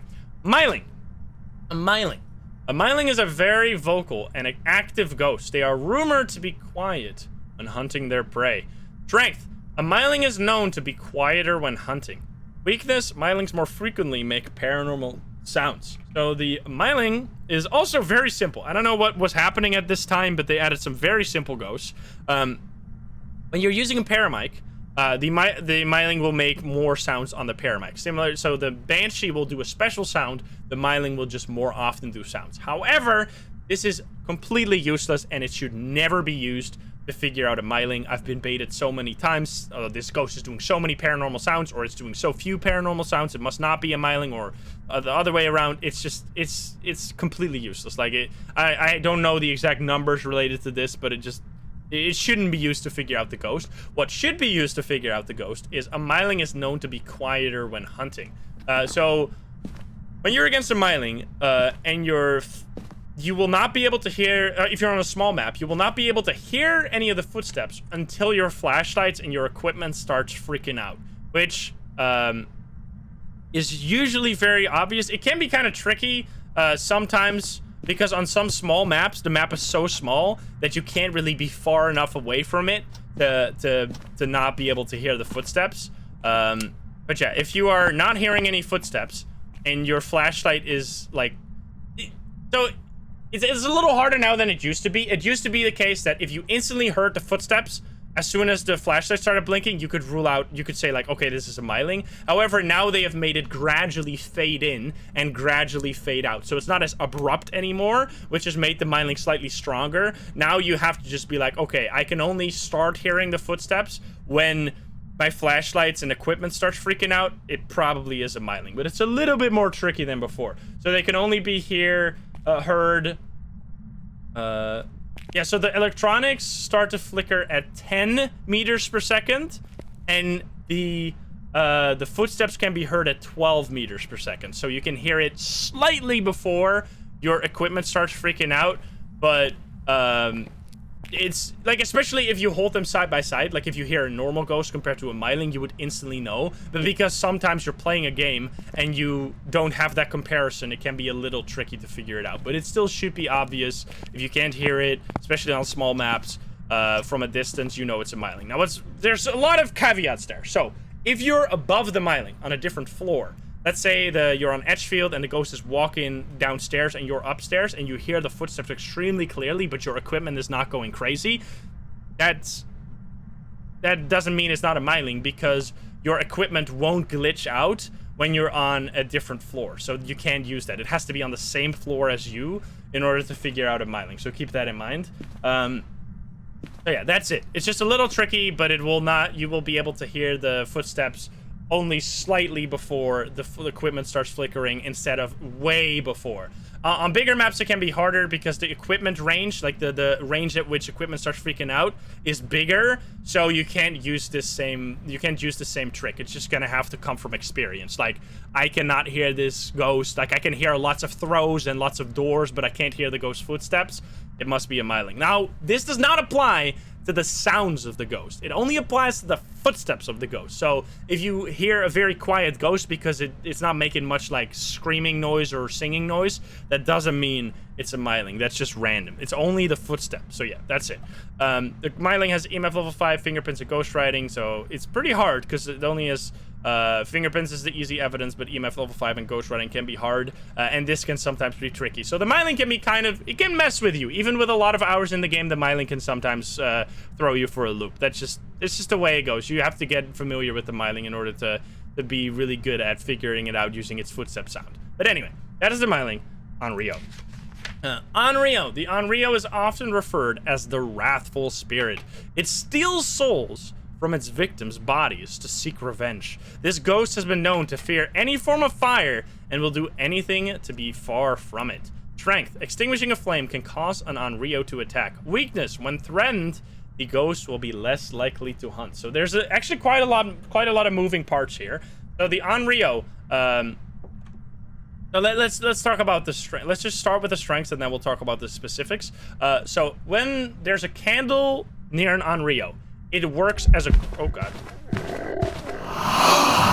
When there's a candle near an Onryo, it works as a crucifix. So it'll stop the ghost from hunting. I think it is at... Oh, yeah. It cannot hunt within 4 meters of a fire. So slightly more than the crucifix. It's slightly bigger range than the crucifix. So if you place 2 candles in the ghost room and it just completely stops hunting at 100% sanity, you know, all right, I'm probably dealing with an Onryo. However, on the upside of that, if it blows out a candle, it has a chance to instantly start a hunt at any sanity. There's a little caveat to this. The first 3 times, or when it blows out 1 candle, it won't hunt. If it blows out the 2nd candle, it won't hunt. But when it blows out the 3rd candle, it'll immediately, within like a little bit of time, start a hunt. And after that, every time it blows out an additional candle, it has a chance to start a hunt. So if you place 3 candles in the ghost room, or you light a candle 3 times, and after the 3rd blowout, it doesn't hunt, you can rule out Onryo, which is a really easy way I usually rule out an Onryo. No, wait a minute. I'm kind of going all over the place. Let me rephrase that. So, if the Onryo blows out a candle, it has a chance to hunt. at any sanity, which if you get a hunt at 100% sanity, similar to the demon, like it's the only other hunt that can hunt above 80% sanity. It is, it's actually a really strong ability because it counters one of the most overpowered strategies in the game, which is holding a candle. My life right now, like I am invincible because I have a candle. The only way the ghost can ever hunt me is by doing ghost events and dropping my sanity that way, because I will never lose sanity. So this ghost is the only ghost that counters the strongest strategy in the game, which I think is really cool. Oh, it's just a airball. Which this ghost is trying his hardest to drop my sanity. So yeah. However, the first 3 candles are special. So the first 2 candles, when it blows them out, it cannot hunt. After the 3rd one, it will always hunt. And then from that point onwards, it'll just hunt randomly. Like when it blows out a candle, it has a chance to hunt. So that's like, it's a little tricky, but that's the way it works. First 2 candles, no hunt at all. 3rd candle, always a hunt. 4th, 5th, 6th, etc. sometimes hunt. That's how it works. Now another way I figure out the Onryo, or I rule out Onryo, you see me do this all the time, is placing a candle and then placing a crucifix underneath the candle. An Onryo will always prefer to blow out a candle than to use a crucifix to stop its hunt. So when an Onryo tries to hunt and there's a candle, it'll instead blow out the candle and prevent it from hunting, but that can then trigger a hunt. So make sure to have multiple candles and light them immediately so you don't get it to stop a hunt by a candle and then it blowing out of the candle triggers another hunt, etc. So you gotta have multiple candles to really stop an Onryo from hunting. However, if you ever see a crucifix be used underneath a lit candle, oh my god! Jesus fucking Christ, this is actually the most car I've ever had in my life. If you ever see a crucifix be used underneath a lit candle, you know instantly this is not an Onryo. I can rule out the Onryo. And what does this mean? When threatened, this ghost will be less likely to hunt. This means if you have candles nearby, it won't hunt, because candles work as crucifixes, basically. Oh my god. Kind of wild ghost right now. Holy shit. You can see, right? We're getting lower sanity, and the lower our sanity, the more the ghost is going crazy. Yeah, that is everything. So once again, quick recap. First 2 candles, never hunt. 3rd candle, always hunt. Every candle after that, it blows out. It has a chance to hunt. If there's a candle nearby, it'll work as a crucifix, which you can use by placing it on top of a crucifix. If it uses the crucifix, can't be an Onryo. Now, there's a small other thing. There's one tiny hidden ability which refers to this. The Onryo is often referred to as the wrathful spirit. It steals souls from its victims' dying bodies to seek revenge. If the Onryo kills someone in multiplayer, it'll increase the chance of it to hunt after blowing out a candle. If it kills 2 people, every time after that, when it blows out a candle, it'll trigger a hunt. So the chance of it hunting after blowing out a candle just goes up the more people are dead, which is actually really cool. I like that. I like that ability. Is very, very interesting. It actually, so this flavor text actually means something. But yeah, that's the Onryo. Oh no. There's another thing I forget about. If there's no candles, the Onryo can hunt at 60% sanity. But if there is a candle, it'll only be able to hunt at 50% sanity. And again, the candles will work as crucifixes. So if you get an early hunt above 50, it could be an Onryo. Keep that in mind.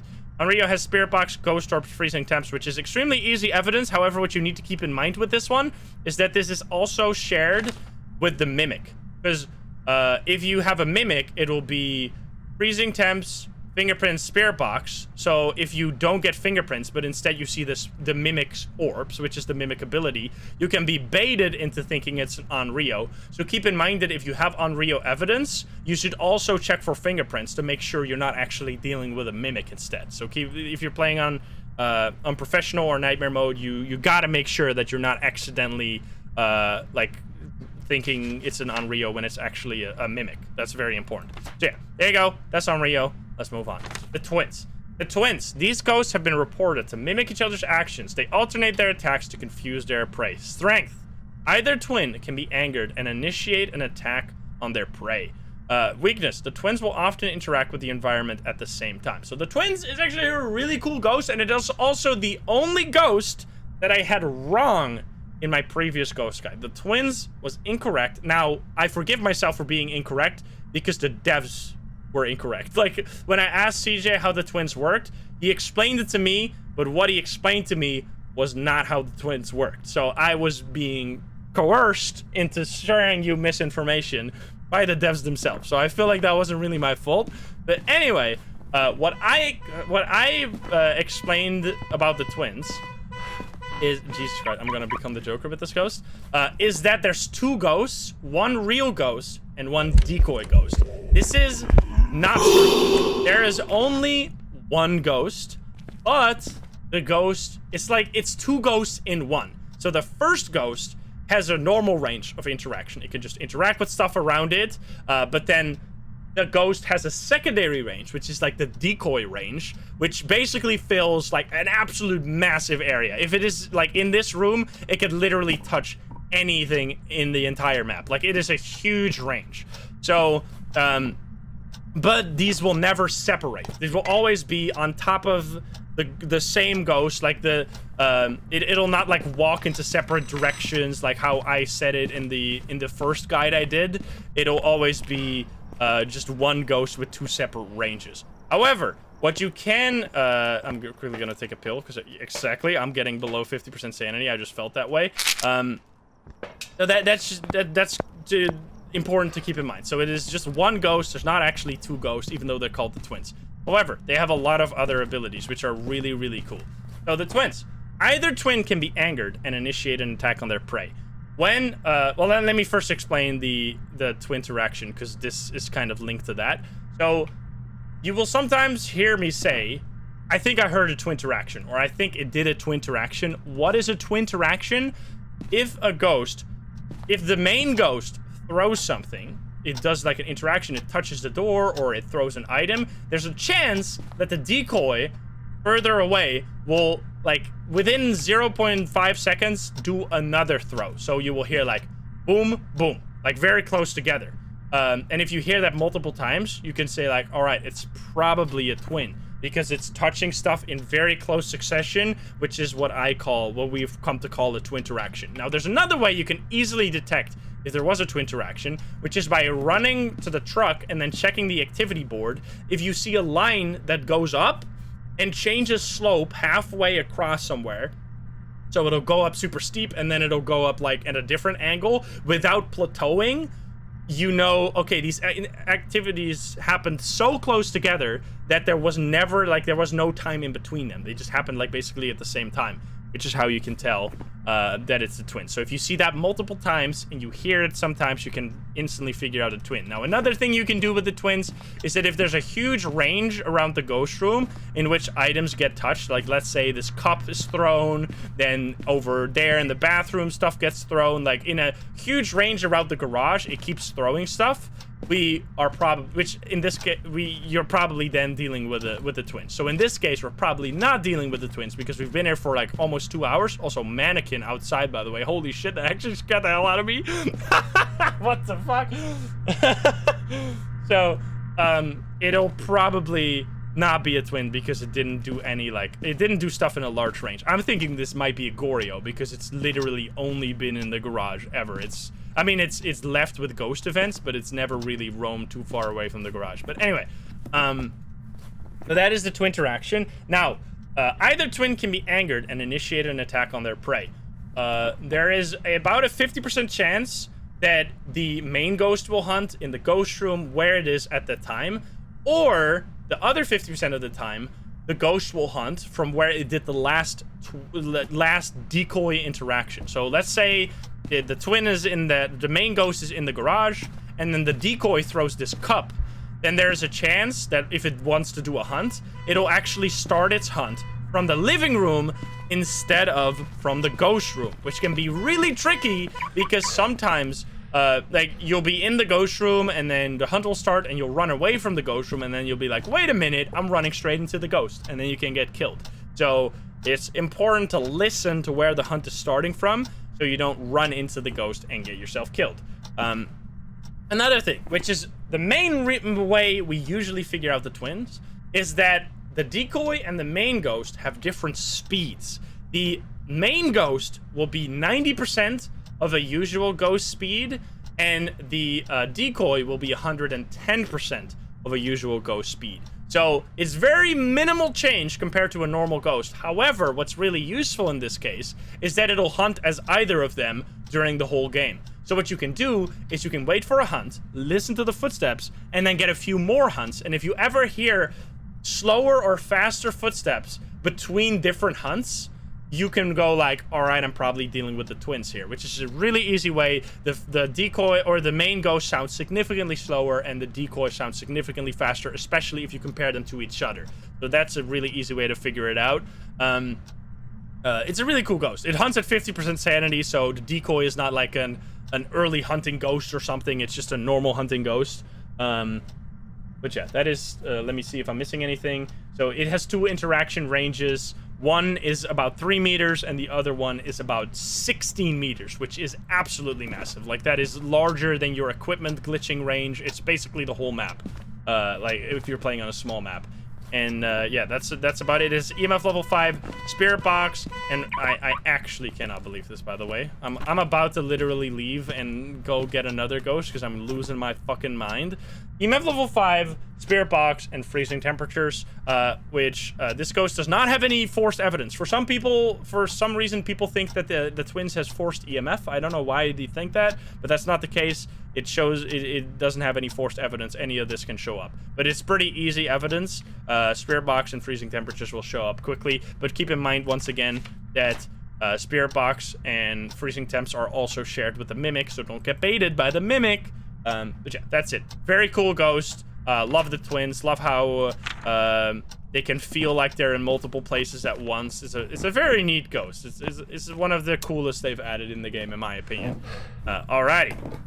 Moving on, which we're starting to near the end, by the way. We've gone a lot faster, I feel like, with these ghosts. Raiju. Or wait, what? Raiju. A raiju is a demon that thrives on electrical current. While generally calm, they can become agitated when overwhelmed with power. Strength. A raiju can siphon power from nearby electrical devices, making it move faster. Weakness. Raijus are constantly disrupting electronic equipment when attacking, making it easier to track.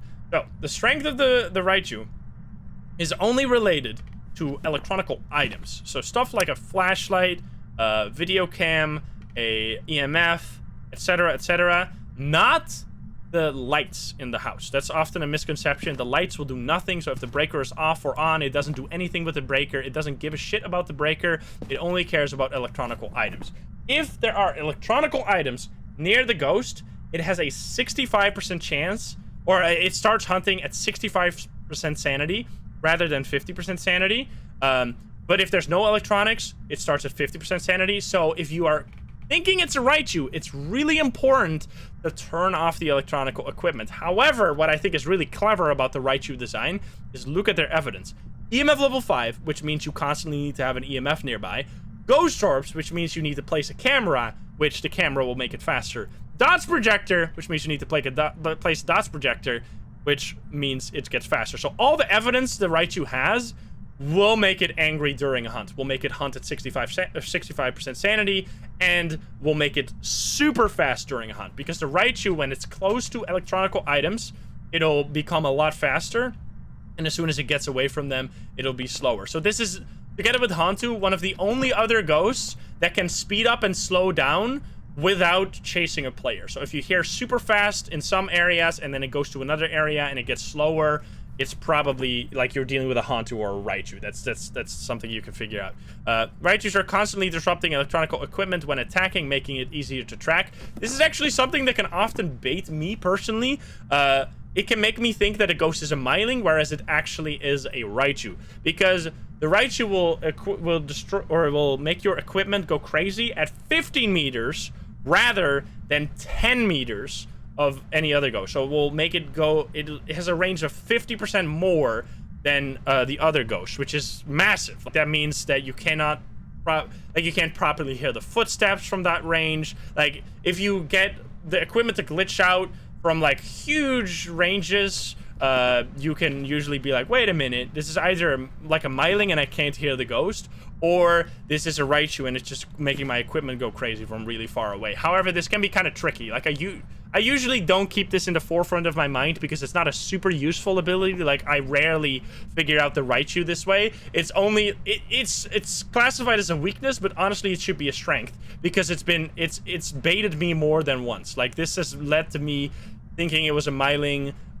way more than it actually has helped me to figure out a raiju. So yeah, raiju is really strong ghost. Early hunting ghosts are always strong. The fact that you need to have that it thrives off of equipment means that if you're running away from it and you don't turn off your flashlight, it can be extremely fast. Which yeah, it's a really scary ghost. It can hunt at, what's the speed? 2.5 meters per second when near electronical equipment, which is really, really fast. And all its evidence requires electronical equipment. Like if this had ghost writing, fingerprints, you could just take a glow stick, you could take a writing book, and the glow stick doesn't make it go crazy. So yeah, another thing that doesn't make it go crazy, if you throw a video cam, these are important because I actually didn't know this until recently. If you throw a video cam on the ground without placing it, the screen will go closed and it won't actually count as an electronical item. So that won't speed it up. Other thing, photo cam. If you drop a photo cam on the ground, it won't make the raiju go faster. Only when you're holding it in your hand. So keep that in mind. Photo cam and video cam, if they're on the ground, not placed. Same with dots. If you throw a dots on the ground, it won't actually make it go faster. I think similarly, motion sensors won't make it go faster. I think that doesn't apply. It only applies to stuff that glitches out during a hunt. Yeah. That's the raiju. Really cool ghost. One of the strongest in the game. Make sure that if you know it's a raiju to turn off all the electronical items so you don't get absolutely blasted by a raiju. Alrighty. Next one. Obake. Obake got some changes done to it recently, which has made it really, really cool ghost in my opinion. They have finally done it justice. Obake. Obake are terrifying shapeshifters capable of taking on many forms. They have been seen taking on humanoid shapes to attract their prey. Strength. When interacting with the environment, an obake will rarely leave a trace. Weakness. Sometimes this ghost will shapeshift, leaving behind unique evidence. So, let's first talk about the strength. What does this mean? When interacting with the environment, an obake will rarely leave a trace. Obake has fingerprints. When it touches a door, obake is the only ghost that will sometimes not leave a fingerprint when it touches either a light switch, a keyboard, or a door. If you get a door to be touched and you don't see fingerprints, and then later on you do see fingerprints, you can instantly know it's an obake. Now, what is really important with the current version of the game is that you keep in mind how bugged fingerprints are. If you have the cool box as well, or the breaker door, yeah, there's a lot of stuff that can have fingerprints. Fingerprints currently are, oh my god, oh Jesus Christ, it's not a mare, but it's doing a lot of stuff. I thought it was hunting, Jesus Christ. So what you have to keep in mind is that the fingerprints currently are extremely broken. If you have your flashlight shining on this and you also have a glow stick in your hand, let me quickly see if this is a fingerprints ghost, because it's probably a goryo, which means there is fingerprints, and I can show you, like, I can show you how fucked up this is. Because if there is any other light source shining on a fingerprint, it will be invisible even when you shine a UV light on it, which means that sometimes you'll think that there were no fingerprints, even though there were, but you just didn't see them because it was so bugged. So you need to keep that in mind currently. I hope they're gonna fix this really soon because it's extremely frustrating. Let me see. Did you touch any door? If I can show this, you did not, or no, you did not. All right. Well, so if there is a dots projector right here, and then I shine a UV light on it. Right now, even if there were fingerprints right there, they would be invisible because of the dots projector. So you would need to pick up the dots, turn it off, and then look for fingerprints. So keep that in mind. That any other light source will make fingerprints invisible, which is really stupid. But yeah, that's a really short little hint. But anyway, continuing. Fingerprints, because this is related to fingerprints, and it's special. It also has a special fingerprint. There's a small chance that every time it leaves the fingerprints, it leaves a 6-fingered fingerprint, which you can just count the fingers. If you see that it has 6 fingers, you know you're dealing with an obake, which is something that instantly gives it away.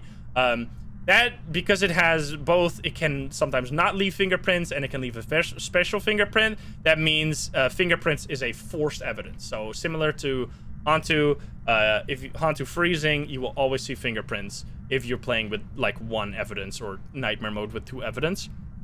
Now, on top of that, it also has another ability with fingerprints where, so when a ghost touches something, I think it's 2 minutes. For 2 minutes, the fingerprints will remain on that door.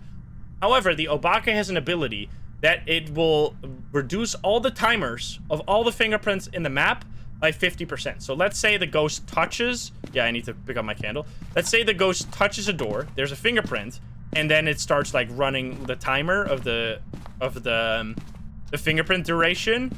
The obake can just decide, okay, the current timer is at 50. I'm going to cut that in half. It's now going to be 25. So the fingerprints will disappear quicker when it is an obake sometimes. Not always, but sometimes. So that's it with fingerprints. That's the old obake. That's used to be the obake, which meant that if you were playing on 0 evidence, you would never you wouldn't be able to figure out an obake because there was nothing you could do. However, then they finally implemented this. Obakes are terrifying shapeshifters. They finally implemented a shapeshifting ability, which, how does this work? It's really cool. If an obake is hunting and it's blinking like a normal ghost, so it's just chasing you, it's blinking, there's a small chance, I don't know if I have exact chance, let me see. There's a 6.66% chance every time it blinks that it turns into a different ghost model. So I forgot, this is same gendered ghost model, right? It's always it always turns, like a lady ghost will always turn into another lady ghost model, and male ghost models will always turn other male ghost models. There's a few little tidbits with that. So first of all, you can't 100% know for certain that if you saw a ghost during a hunt be just normal, that it's not an obake, because again, it's only 6.66% chance, so it's pretty rare. You have to loop it for quite a while to see it, so keep that in mind. Secondly, if you're dealing with a female ghost, it can actually be really hard, and sometimes you can be baited into thinking that a ghost is a phantom, whereas you're actually dealing with an obake. Why is that? If you know, female ghosts, there's 2 female ghost models that are crawling ghost models. There's a tiny ghost, and there is the Lisa model that crawls on the ground. So if, let's say, the female ghost with like the slashes on her arm turns into the small ghost, you might not be able to see her behind the object you're looping the ghost. So it'll just seem like she all of a sudden became invisible, even though she wasn't. And same with the crawling ghost. You'll not be able to see her behind whatever you're looping, so she'll just be invisible for a really long time. So when you're dealing with a female ghost, keep in mind that if you don't see the ghost for a really long time between blinks, it might be either because it's a phantom or because it turned into a small ghost that you couldn't see behind the object. So it's a little tricky. Keep that in mind. These are the like niche things you learn over 2,000 hours of playing this game. You won't immediately think that, but like, when you play it so much, you start dealing with this stuff on a regular basis. Now, the interesting other thing is that it can also turn into itself. So if you're dealing with a Lisa ghost, Lisa can be bent over backwards, she can be crawling, and she can be standing up straight. If she's standing up straight, she can also all of a sudden turn into the same model, but in a different shape, so she can break her back. So that's also counts as shapeshifting. Keep that in mind. But yeah, that is the shapeshifting ability, which is really cool. I really like it. I wish they would have gone further with it, because still they have been seen taking on humanoid shapes to attract their prey. This part of the description is still complete bullshit. It doesn't ever do this. I wish there was like a 1 in 10% chance, or 1 in 10 chance for a hunt to just, during a hunt, it just turns into one of the players. Dude, imagine. You're walking around, you're sitting in a room, scared of the ghost, someone comes in through the door and you're like, oh, it's just a player, and then all of a sudden you get grabbed and you die. It would be so cool. Like, I don't know why they haven't done that. Like, it's such an easy thing to do, I would imagine, and it would make it so scary. Like, it would make it really, really cool. So I hope they eventually are gonna do that. But yeah, still, this makes it possible to detect an obake in a no evidence run, and it's just a really cool thing. It's an actual shapeshifter, which we haven't seen before, and the strength and weakness is just related to the fingerprints, remember? So yeah, that's the obake. It hunts at 50% sanity, and it speeds up like usual, which means you're gonna have, if you want to test for an obake, you need to keep in mind that you should have a smudge stick, because when you're looping it, it's gonna get faster over time. So keep that in mind. It has EMF level 5 fingerprints and ghost orbs. Fingerprints are forced when you're playing with low evidence. It's a pretty easy ghost, honestly, to figure out, especially seeing the special fingerprint or seeing it sometimes not leave fingerprints can make it really obvious. But yeah, that's the obake. We only have 4 ghosts left now, and we're getting to the last ghost. Like in my previous ghost guide, the mimic was the last ghost that I talked about because moroi, dio, and thaye did not exist yet. So here we're coming into new stuff. The mimic. Mimic is a lot of people's favorite ghost. I love this ghost. It is also the ghost I have died to the most, and I've also seen the mimic the most. I don't know why. It seems like Mimic fools me a lot, and it's also my most common ghost. Il Mimo. Now, the reason... Let me give you some background lore for our stream. Why do we say Il Mimo sometimes? That's because when you turn your game to Italian, which we did for our challenge where we changed the game into a different language, it'll say Il Mimo, which is beautiful. Il Mimo. But anyway... A Mimic is a crazy ghost, probably the craziest ghost in the game, and one of the ghosts that most often you will get wrong because... Oh. Jesus Christ. Because its ability... Well, let's just read the thing, right? Let's read the thing. The Mimic is an elusive, mysterious copycat ghost that mirrors traits and behaviors from others, including other ghost types. Strengths. We're unsure what this ghost is capable of. Be careful. Weakness. Several reports have noted ghost orb sightings near the Mimic.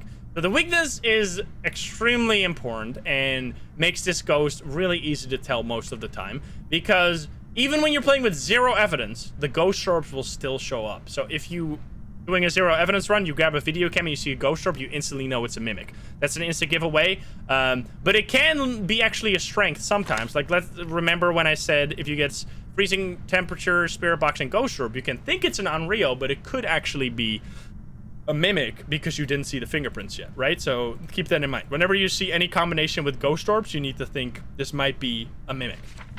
So its evidence is really important because the mimic does not have ghost orbs. Like spirit box, fingerprints, freezing temps doesn't include ghost orbs. It'll show you 4 evidences instead of 3. Now the strength is as crazy as it sounds.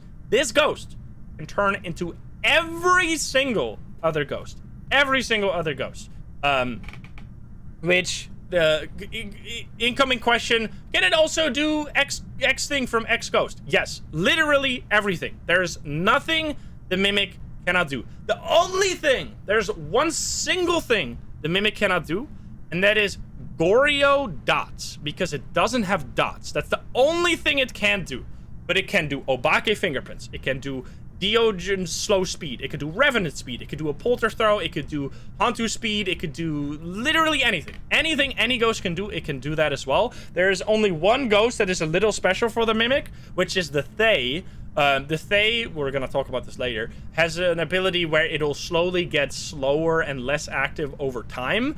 When the mimic turns into a thaye, it'll pick a random age. So instead of being always super fast when it turns into a thaye, it'll just pick a random age anywhere between the min and the max. So that's the only time the mimic can be the only thing that is a little weird about the mimic. But besides that, the mimic can turn into every single other ghost, including some weird things. The mimic can turn into a mimic. What does that mean? Means nothing. It means it's just a blank ghost. It's not going to have any abilities. It's just going to be like a completely normal ghost, 50% sanity hunting, normal speed, speeding up during a hunt, nothing else. It can also turn into a player, which, what does that mean? Player. That means it's just a 50% sanity hunting ghost with normal speed, speeding up. Like, it's just a blank, like it's a blank slate ghost. So those are 2 things it can also do, which this has been confirmed by the devlet. Internally, it works this way. It can just literally turn into every ghost. But yeah, if you are getting weird behavior, you're getting like a ghost being fast and then slow, and then it does a polter throw, and it does a phantom blink, and it does etc, etc, etc.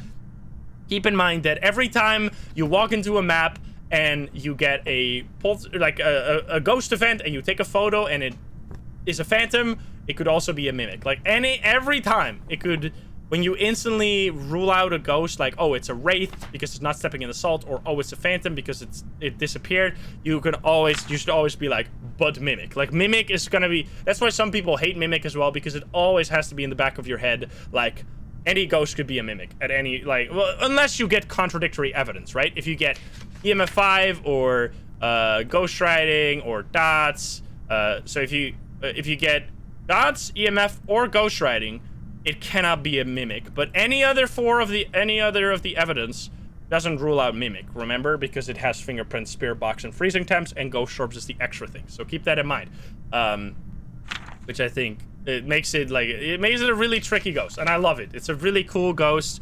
It was honestly needed. It was needed to have the mimic, because otherwise it's sometimes too easy. Like, you instantly figure out a phantom, and there is no you're just done. Now you have to think, like, maybe it's a mimic. So yeah, really cool ghost. Absolutely love it.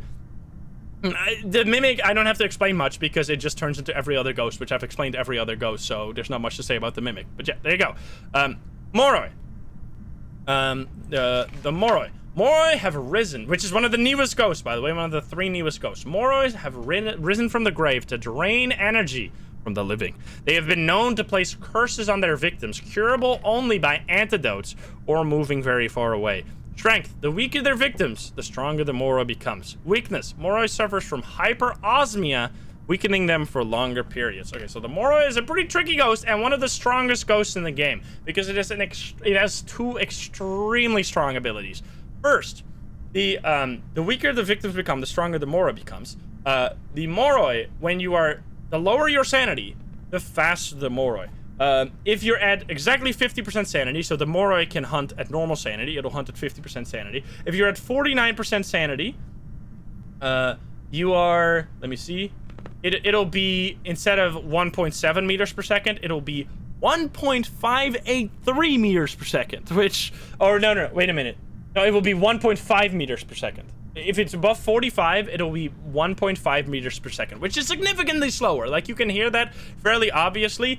However, because the moroi only starts hunting at 50% sanity, it'll usually be lower than 50. Like, it'll usually be much lower, and it'll be much faster. The only time you can get that high sanity range and still get a hunt is when you're using the cursed possession. If you use the cursed possession and the ghost is really slow, you're really high sanity because you like triggered it with a voodoo doll or something, you can then be like, all right, maybe it's a moroi, which is like one of the things you need to keep in mind when you're using the cursed possession. However, as soon as you get below 35% sanity, the ghost becomes much faster than every other ghost, until at 0% sanity, it moves at 2.25 meters per second, which is slightly slower than the jinn at max speed. However, what's really special about the moroi is that when it moves at that 2.25% or 2.25 meters per second speed, it can still speed up on top of that, which actually means that the moroi is even faster than the revenant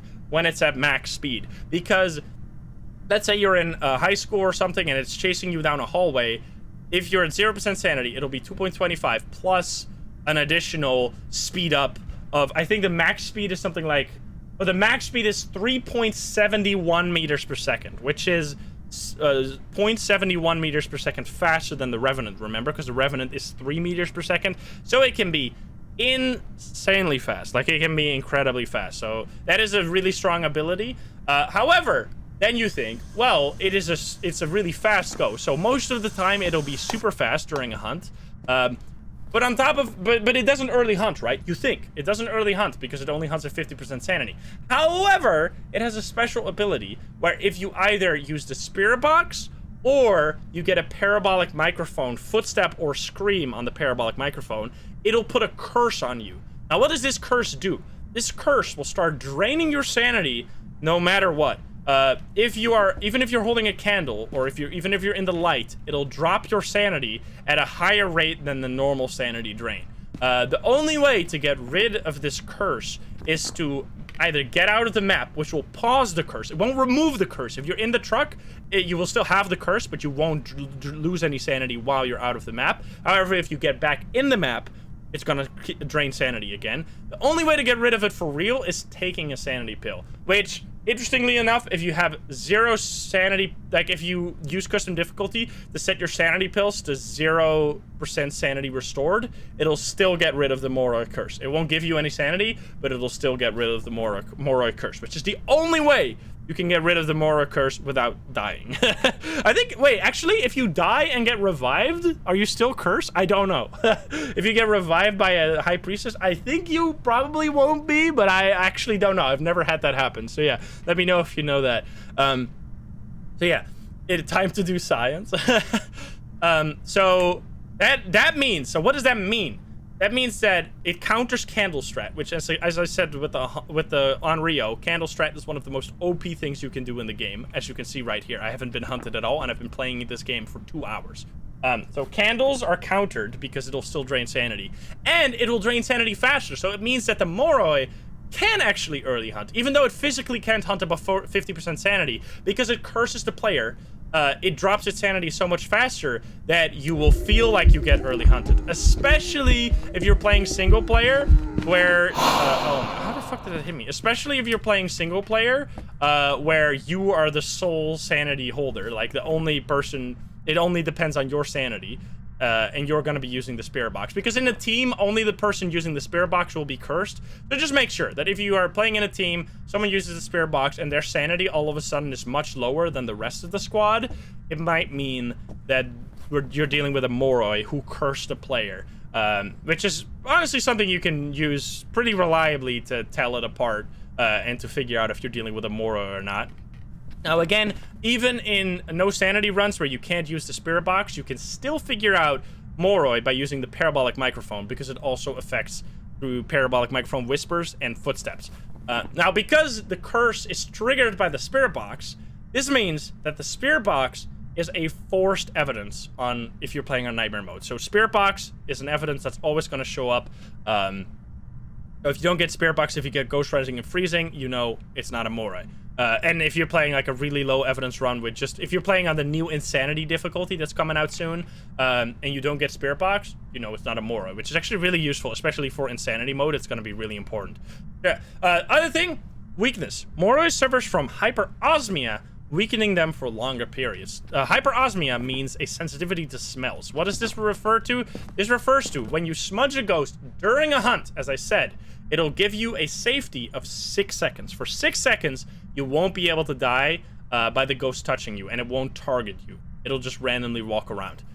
However, for the moroi, instead of 6 seconds, this is 12 seconds, which is really obvious. Like, you should probably not do this, use this ability too much. You should just listen to the footsteps. But if you do, do smudge it and it doesn't target you for a really long time, like for 12 seconds, you know, oh hi, I'm dealing with a moroi here. But keep in mind that it randomly roams, right? So it can seem like it's targeting you, even though it's still just like randomly walking around. So that's for the moroi. Now, what they've recently changed about the moroi, which is something I've been using so much to figure it out. How do you figure out a moroi? If you are at 0% sanity, the moroi can sound very similar to the thaye at max speed, which can make it really hard to distinguish between a thaye and a moroi. So how do you do that then? Well, so the moroi will determine its speed based on your sanity, which means that if you use sanity pills, like if you're at 0% sanity, it'll be super fast. If you hold 2 sanity pills during a hunt and you eat those sanity pills while the ghost is hunting, it'll increase your sanity, which means that it'll also decrease the moroi speed. So you can listen to the footsteps, they're super fast, and you take 2 pills, and all of a sudden it's super slow. Obviously, you're dealing with a moroi. This is like by far the easiest way to figure out if you're dealing with a moroi, and I've been using it a lot. It's extremely useful, so you don't even have to worry. Because the thaye is slightly faster at max speed than the moroi, which is how you can otherwise figure them out, but this is just a much better strategy. Just using the pills during a hunt, or the other way around, using the Ouija board to drop your sanity during a hunt, or the curse possession in general. Drop it during a hunt to make it go faster. So yeah, this didn't used to work, by the way, but they recently changed that when I reported that this was a bug, because I actually got it wrong. I got a moroi wrong because I drop my sanity using the Ouija board during a hunt, and it didn't get faster. Oh god, I did. Oh, hi there. What the? You would think this is a mare. It's been exploding so many lights. But anyway, yeah, that is Moroi. Really cool ghost. Extremely strong, like deceptively strong. It both drops your sanity really quick, which can make it feel like an early hunter, and it has probably one of the strongest abilities in the game, where it becomes faster, and on top of that, it can also become faster, like by just chasing the player. It's incredibly strong. It's a really cool ghost. So yeah, be on the lookout for a moroi. And again, spirit box is 4, so keep that in mind. Alrighty, 2 more ghosts. We're reaching the end. Deogen, which actually pronounced as deogen, which is a Belgian ghost, I think. So let's just read it. Sometimes, which stands for the eyes, by the way. It's Dutch for the eyes. Oh god. Oh my god. It's Dutch for eyes. Sometimes surrounded by an endless fog. Deogen. I call them Deogen instead of the Ogen because that's just how I've pronounced it. Deogen have been eluding ghost hunters for years. These ghosts have been reported to find even the most hidden prey before stalking them into exhaustion. It is the only description in the entire book. No. This one. No, but this is not a. What the? That's the first thing in Ghost Event, by the way. So for Banshee, remember, if you don't walk into this, it won't drop any sanity. So keep that in mind. So right now, I'm not losing any sanity. Anyway, I'm talking about Deogen. So it is only description with a new line in there. I don't know why, but anyway. Sometimes surrounded by an endless fog, Deogen have been eluding ghost hunters for years. These ghosts have been reported to find even the most hidden prey before stalking them into exhaustion. Strength. Deogen constantly scents the living. You can run, but you can't hide. Weakness. Deogen require a lot of energy to form and will move very slowly when approaching its victims. It's a really cool ghost. I love the Deo. This ghost is going to be which you probably have encountered one of these, but it's going to be extremely fast when it's far away from the player. But it knows where you are always. So it'll go towards you at what speed? It'll go towards you at 3 meters per second. So revenant speed, it'll go towards your location. Even if you're hiding, even if you're not talking, even if your equipment is off, it'll find you. Even if it's on the complete other side of the asylum, it doesn't matter. It'll find you and it'll kill you if you don't run away from it. However, when it gets close to you, it'll slow down to a crawl. It'll become if it is 0.4 meters per second when it gets close to you. So it'll literally be like, it'll be so freaking slow. Like, it's crazy slow. Even if you have the ghost speed up to 150% and your speed down to 50%, you can still outspeed a Deogen when it gets close to you, which is actually really important for 24 times difficulty challenge. Keep that in mind. So yeah, the way you survive a Deogen is just looping it around any object, or even if you don't have a looping spot, you can you can kind of do something like this, where I get the ghost to walk over here, and then I just run in a circle around it. Because it's so slow, you can like pretty much walk in a circle around the ghost, keeping it in the middle, because it won't be fast enough to like you don't even have to loop it around an object. You can literally loop around the ghost itself. Anyway. So that is how you survive a Deogen. But what can be really tricky is that if you use the cursed possession, at the start of, like, if you get a hunt immediately, when you hear these fast footsteps, you don't know what you're dealing with. Are you dealing with a thaye, with a moroi, or with a Deogen? And depending on, like, if it's a thaye that's really fast, you have to hide.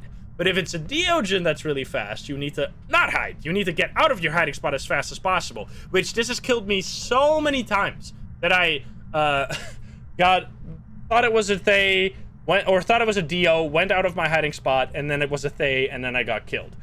So yeah, you probably want to figure out if it's a Deo first before you start like randomly using the cursed possession if you want to be safe. I sometimes just go for it and then I die. I don't really care. So there's some other stuff as well with the Deo. The Deo can only hunt at 40% sanity, which is actually really important if you get a hunt either early or like right around 50% sanity. And it's a fast ghost, you should think, oh, wait a minute, this must be a thaye. It cannot be a dio because it's hunting early. So keep that in mind, that you don't get baited into thinking it's a dio when it's actually a thaye, because the thaye can hunt super early, whereas the dio can only hunt at 40% sanity. So that's really important. The only times you can't know that is when you use the cursed possession and you trigger the hunt yourself.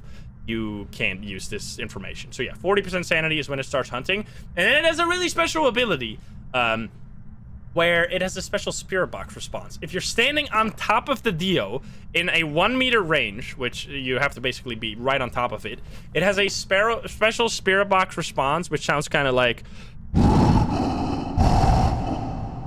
it sounds like that. It's just like loud breathing instead of like the normal old, or like where are you, or what does it say, like kill, hurt, stuff like that. The dio will like do that breathing event, which is however, it is probably not the thing I usually use. I usually just wait for the ghost to hunt and then use the dio hunting ability as a way to figure it out, but you can use that. However, what is very useful, which I don't even know why they did this, why the devs did this, because the dio has this hidden ability for the spirit box, they have also made it that the dio will always have spirit box when you're like doing a low evidence hunt. So similar to the moroi, if you get ghost writing and dots, you know it's not a dio because there's no spirit box. So that's really useful. However, there's some things you can do to get this ability. This is genuinely the most annoying ghost I've ever had to deal with. It's been doing the car all the time, been turning off the breaker all the time. You suck. But anyway, the way you can get that ability, again, it's not the most useful way, but if you want to hear it, you can place motion sensors. Like, you can place one motion sensor here, one motion sensor there, and then if you see a trigger a motion sensor, you can then stand right here and spam the spirit box. Or an even better strategy, in my opinion, is using salt. If you place salt and then you follow the footsteps and you see where they stop, then you go stand on the final footstep and you start spamming spirit box, and then you can sometimes get it. Or an even better way is, if it does a ghost event, like a standing still ghost event right there, you can run on top of the ghost event and then start doing the spirit box, which can then also trigger the event. And it's only a 30% chance, as far as I know. It's like only 30% chance when you get the spirit box that it does this, and you're on top of it, that it does the special spirit box response. So it's pretty rare, and you need to be so close to the ghost that it rarely happens. But yeah, anyway, that is the dio. Really cool ghost. Again, I think dio is so cool. Similar to the mimic, the dio has completely changed the way you have to play the game. It is similar to the mimic, a ghost you always have to keep in mind, because you need to think, can I hide, or am I dealing with a dio? Because if you're hiding against a dio, you will die. Like, I know people that have a friend of mine who has over 10,000 levels in the game, and like 2,000 hours plus. The ghost they die to the most is dio, because they will always try and hide, and then they will like forget, and then they will get caught by a dio who just knows where they are at all times. So yeah, keep that in mind. It's one of those things you just always got to think about, that a dio can be they've changed the game. Yeah, they've completely changed the game. Now for the final ghost, and so my favorite ghosts are revenant, oni, and thaye. So where we have saved the best for last, thaye. They have been known to rapidly age over time, even in the afterlife. From what we've learned, they seem to deteriorate faster while within the presence of the living. Strength. Upon entering the location, the thaye will become active, defensive, and agile. Weakness. Thaye will weaken over time, making them weaker, slower, and less aggressive. Thaye is a very cool ghost. It's has some of the most, honestly, it is the most unique ghost in the game, which with like a very specific personality. The thaye will start at a young age. It'll be young, which you can even detect this on the spirit box. It'll give you a low age.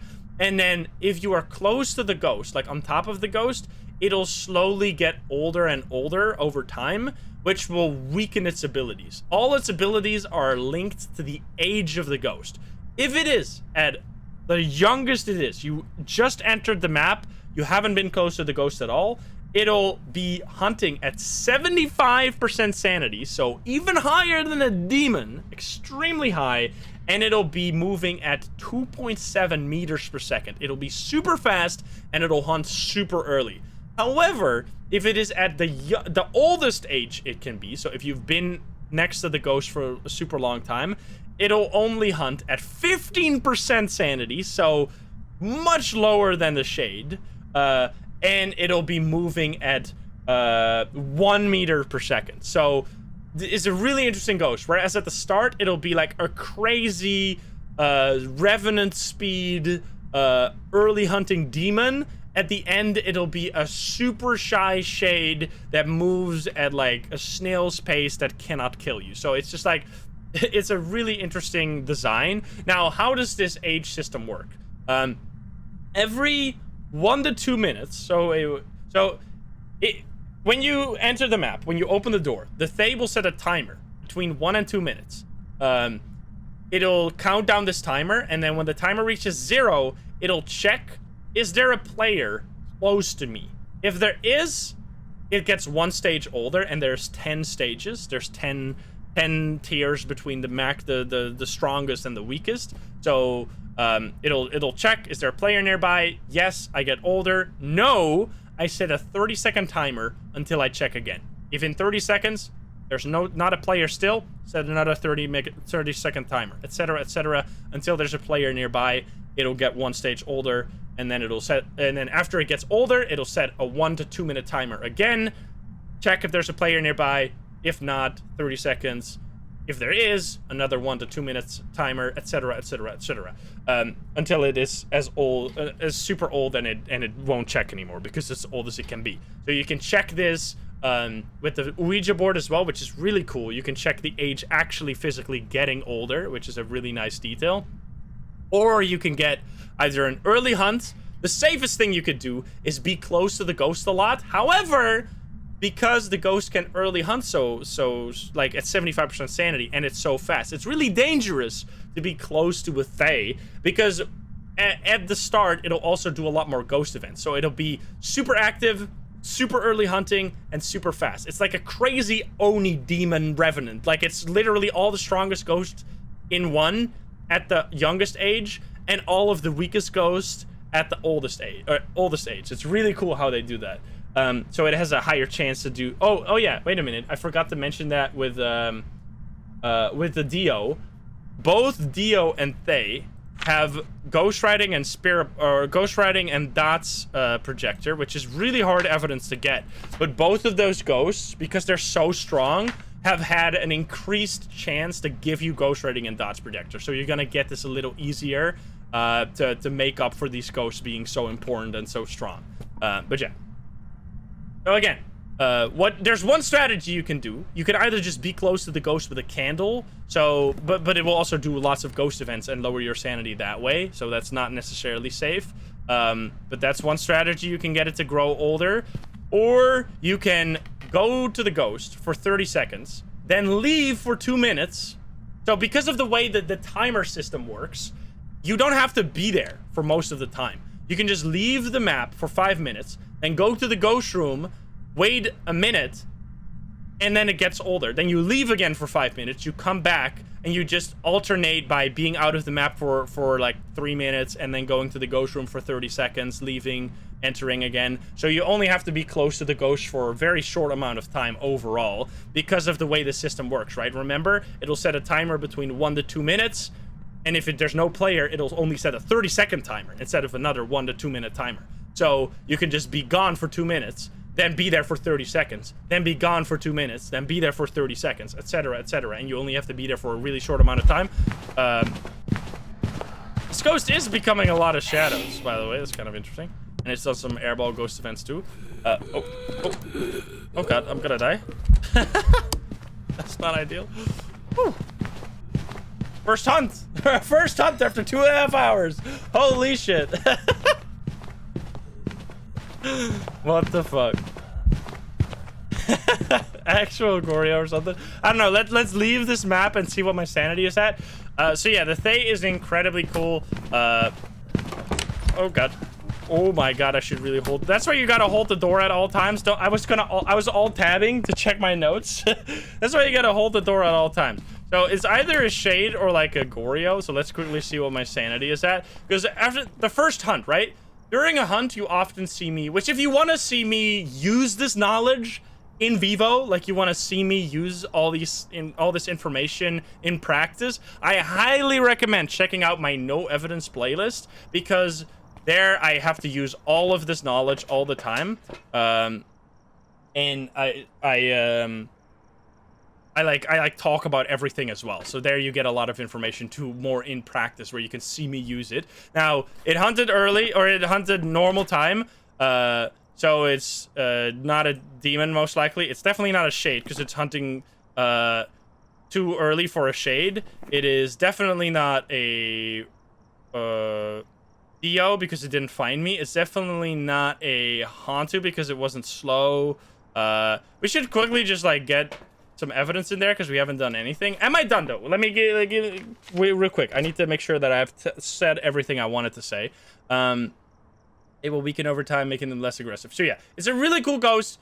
As long as you're close to it, it'll rapidly get older. However, what I think is really cool about the thaye is that it tries to fight you. Because it gets weaker when you're close to it, it starts off really strong and tries to like push you out of the ghost room by hunting early, being fast, doing ghost events. But if you can persevere through all that bullshit, you will make it weak, and eventually you win over the ghost. So it's really like a battle. It's such a unique mechanic that we don't have in any of the other ghosts. So yeah, extremely unique. Once again, remember the mimic. If the mimic turns into the thaye, it'll pick a random age instead of being the oldest or the youngest.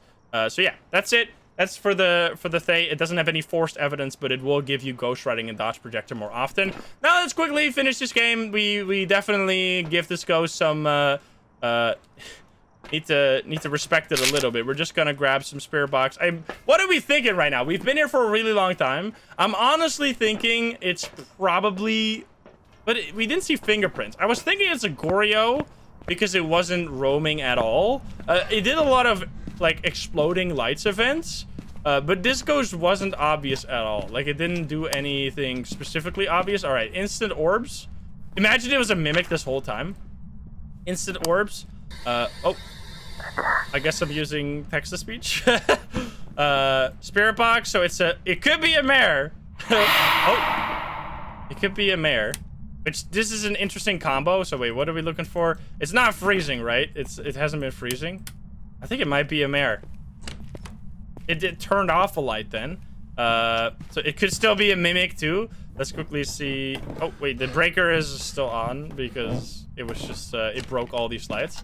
Let's check for fingies. We don't have fingerprints, so I'm sorry, it's not a mimic. Yokai. So once again, this is like a no. If this was like if I was playing nightmare mode, which I'm not, I'm playing professional. In this stage, I would you have to rule out these ghosts. Like if you play a lot of nightmare mode, you'll eventually need to use all this knowledge to figure out every single ghost. So what would you do in this specific situation? Yokai, as I explained, you can use the fact that it doesn't detect your equipment and your voice at a far away range to figure it out. Or for Onryo, you can place candles and crucifixes to figure it out that way. So let me quickly just place a candle in the crucifix. And I think this gotta be a mare. You know what? Let's just leave with mares, since I don't want to drag this down too much. I'm gonna do a ton of no evidence runs after this one, so I can explain you more about the... Oh no, but it didn't hunt early though. Let me just figure it out real quick. I can't handle playing for 2 hours and then not figuring it out. My pride can't handle that. Let me quickly do some shenanigans. Mystery. It turned on the light? I feel like it did, yeah. Let's do this. It turned on the light a long time ago. Yeah, that's why I ruled it out, right? Maybe it's this. Probably gonna be a yokai, and I just haven't talked to it at all. Dots and writing. This is interesting, though. This shows you that even with... Like, you have to do stuff. You can't just stand there and do nothing and figure out the ghost eventually. Like, you're gonna have to use evidence items, or you're gonna have to actively use other items. Like a no item challenge is just not really feasible. There you go. Oh, well, instant dots. Okay, so it's a yokai. Interesting. Because I was talking to you guys instead of the ghost this whole time, it it ended up like it didn't hunt early at all because it never heard me. But anyway, I wonder if that wait a minute. Is text-to-speech OP? Text-to-speech might be OP against yokai because they don't even detect this. That's a new thing. I just learned something new. Oh god. Oh god. Oh, let's show you this, by the way. This is how I'm standing here with my flashlight on. Yokai doesn't give a shit. Doesn't know. It's not coming for me. Okay, now it is close enough. Fuck me. Let me loop it over here. So I break line of sight. I'm still having my equipment on. You would be found instantly by any ghost. Not by a yokai. Yokai has no idea. This is how you can tell that it's stupid. This is why we call it stupid, because it just doesn't find you, right? That's the yokai. But anyway, that was a lot of talking. I can feel my voice is completely broken, and I think I did it. I mean, I did it in a little longer than the first ghost guide, but again, I wanted to talk to you about everything. How can you use this information and all the little bit of details? You have literally just in this 2.5 hours, you have received all of the knowledge that I have gathered in following every single patch, following and like playing for 2,000 hours, and you have just gotten all of that in one little package. Now, how long was that hunt or was that game actually? It was 2 hours and 38 minutes. The ghost is let's look at some of these crazy.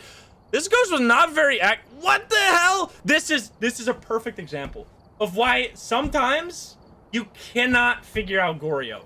It didn't change its favorite room a single time in 2.5 hours. It never hunted, obviously. It did 21 ghost events, but it never changed its favorite room. So that's what I'm talking about. Like, you can't always figure out a Goryo based off of that, because it was just in the favorite room all the time. 2 hours and 18 minutes it was in the favorite room, just chilling in the garage. But yeah, that was the ghost guide. Thank you so much for watching. Let me know if you enjoyed this video. I'm probably not going to be doing another one of these for a long time, because the ghosts are going to be staying this way for a while, I hope. If there are any updates, like if something significantly changes, I will link a pinned comment down below that'll say which ghosts are outdated. I probably won't like write out everything that has changed about them, but I'll just quickly note down like this ghost is outdated, this ghost is outdated. So any ghost that's not on that list, you can just take this information and run with it. But yeah, that was everything I've learned. I hope you learned something. If you didn't learn anything, you probably are me watching this video while editing it, because there was so much information here. Even I learned something new today with the text-to-speech against the yokai. But anyway, thank you so much. I hope you enjoyed it. If you're not subscribed, please do so. If you like the video, like it. If you dislike it, dislike it. And if you want to join the lovely gamers here in chat, you can join us over at twitch.tv/insym. Click the link in the description down below. And if you want to watch more of me, once again, I highly recommend checking out the No Evidence playlist, where all this knowledge get put into practice. I'm going to be doing a lot more No Evidence. I'll link that playlist over in the top right. I'll see you in the next one. Bye, guys. Have a good one. Oh, my God. Alrighty. So now that we have done that, I need to drink some water. I didn't drink water the whole time. We have a little bit of time left, and I think what I'm going to do... You literally wrote all of this down. Holy shit, you're crazy. My poor voice. Sailor, thank you for the 25 months. So I hope, I mean, if you didn't learn anything, you've watched too many of my videos. Let's do some grinding. I need to get a high level. So I have a brain. I have the easiest way to level up. Level 13,000. What is my level again? 13k plus. So I have found a difficulty that is so easy. I have been playing this brainless while watching shows on my second screen. So what is this difficulty I'm talking of? I have modified. So let me grab this difficulty. I think let's just grab this one. So your starting sanity is going to be 0%. Your sanity pills is going to be 25. So you're just going to eat all the pills right at the start. You don't have sprinting. You don't have player speed. The ghost, again, is super high. Then roaming goes to low. So no roaming at all. No changing favorite room at all. Interaction super high. Events super low. Grace period 0, doesn't matter. Kills, extend, hunts, doesn't matter. And contract, this is really important. I do, so everything on, and then the cursed possessions you set to, mirror. So literally all I will do is I will just walk into the map. I will use the cursed mirror to find where the ghost is. I will get all the evidence instantly because all the evidence is it's set to 3 evidence. And I will just leave immediately. And the ghost cannot roam. It cannot leave the ghost room, really. It will interact a lot, so I will get lots of writing, lots of dots, lots of everything. And then I'll just, like, be done and out of there. It's such a... It's not 15. Like, you can't make this 15. But I guess you could do heavy rain. Because I didn't set that as heavy rain here. You could do heavy rain. 14.55 is the difficulty. It is such a good difficulty to grind. Let's just go say hi, YouTube, and have a great time. Play some games with this. Because this is, like... It's the best difficulty.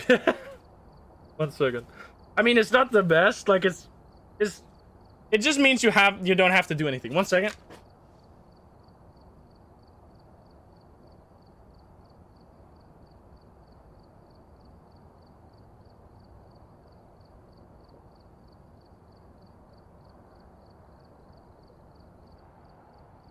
Oh boy. My voice so fucked. Alrighty, here we go. Jesus. My hair, too. Oh boy. Here we go. Hi YouTube, how are you doing? And welcome back to Phasmophobia. Now, as you guys know, I have been leveling up a ton because in a very soon to come update, they are going to reset all of the levels. And now, why would I be grinding if they're going to reset the levels? Well, because you're going to get a very special badge that is going to say what level you were before the reset, which this badge you will keep forever. And depending on how high your level was, you will get a much more special badge depending on how the higher your level, the better the badge. So I want to try and get as high of a level as possible. And I've actually been playing off stream quite a bit. Now, while I was playing off stream trying to grind some levels, I found a particular difficulty that was so easy with the custom difficulty that I could literally play this without audio, without doing like paying attention at all. I was just watching watching a show, some YouTube videos on my other screen, and I was getting like more than 1 level per minute. I was getting crazy high experience and money, and I wasn't even really paying attention at all. And I'm going to share that difficulty with you today. I will link it in the description if you want to fill it in for yourself. It's going to be fun. I hope you join us. If you're not subscribed, please do so. If you like the video, like it. If you dislike it, dislike it. But let's not waste any more time. Let's hop into the game. Let's go. Alrighty. So we're gonna go to Tanglewood. That is my trick as well. I just grind Tanglewood. I don't go to any other map, just Tanglewood. Just add all the items, go with this difficulty. Let's go. Alrighty. Okay, so I won't have sprint. I don't have flashlight and stuff. Like it's a 14.55 difficulty, which the maximum difficulty you can have on the current custom difficulty is 15. But this just makes it so much easier that overall you will make a lot more money this way than if you were actually turning it up to 15. So the way my difficulty works is don't use my brain at all. This is brain off difficulty. I am going to Tanglewood, which is probably the easiest map in the game. I take all the pills to get my sanity up to 100. Oh, wait a minute. Fuck, I fucked up. I remember this. Whoopsie daisy. I gotta change something. I forgot something. Whoopsie daisy, 1 second. This is not my actual challenge, because I did this. You turn this up to 40, because then you don't even have to deal with any low sanity at all. No. That's the only change. That's the only change. Because I want more sanity. So then you use the mirror and you instantly take another pill and you don't lose anything. So it's slightly lower. It's 14.30. But still, that is like that is like super high. And this is a much easier way than playing on actual 15 times. Let's go. Edit that out, don't worry. Red Dragon, thank you for the 6 months. And Jasmine, thank you for the 6 months. Thank you everyone, by the way, who subbed during the Ghost Guide. I didn't read all of it because I was talking so much. It would have taken much longer if I also was reading out everything. So thank you guys so much. Alrighty. We got Helen Brooks. So this difficulty is going to be extremely easy. Even though it is a 14.3 times difficulty. It is super high, but I'm not going to be thinking at all. I can play this with my eyes closed. Well, not with my eyes closed, but the way I've been playing this is literally no headset. I don't even use my microphone. I just turn off my brain. I get some easy levels, and then I then I stop playing. So we have the mirror. That is the first thing. I'm just gonna use the mirror. I instantly know where the ghost room is. Okay, that's actually back here. That's a little tricky. So you don't even have to use your headset to find the ghost room. You just use the wait, what's that here? That was here. Yeah, you just use your headset to find the ghost room. Oh, whoop, EMF 5. Or you don't use your headset, you just use the mirror. Super easy. And then you take another sanity pill. So now I'm at 100% sanity. I know where the ghost room is. And then another thing I do, which just made my life a lot easier, is I set my voice recognition to text. So I don't even have to sound like a weirdo talking to myself. Where are you? How old are you? Are you French? In my free time, I can just use text-to-speech. Which makes me feel a little better, because I always feel a little weird when I don't play this on stream. I don't know what it is. When I play this game on stream, it's fine. But when I play it off stream, I always feel so weird talking to the computer. So that's why I do it that way. Now, so we found the ghost room already. We're just gonna walk in there. We got our first evidence, EMF level 5, easy peasy. Turn off the lights, get some oh god. I've turned ghost events down to low, so that's really crazy that we just got a ghost event.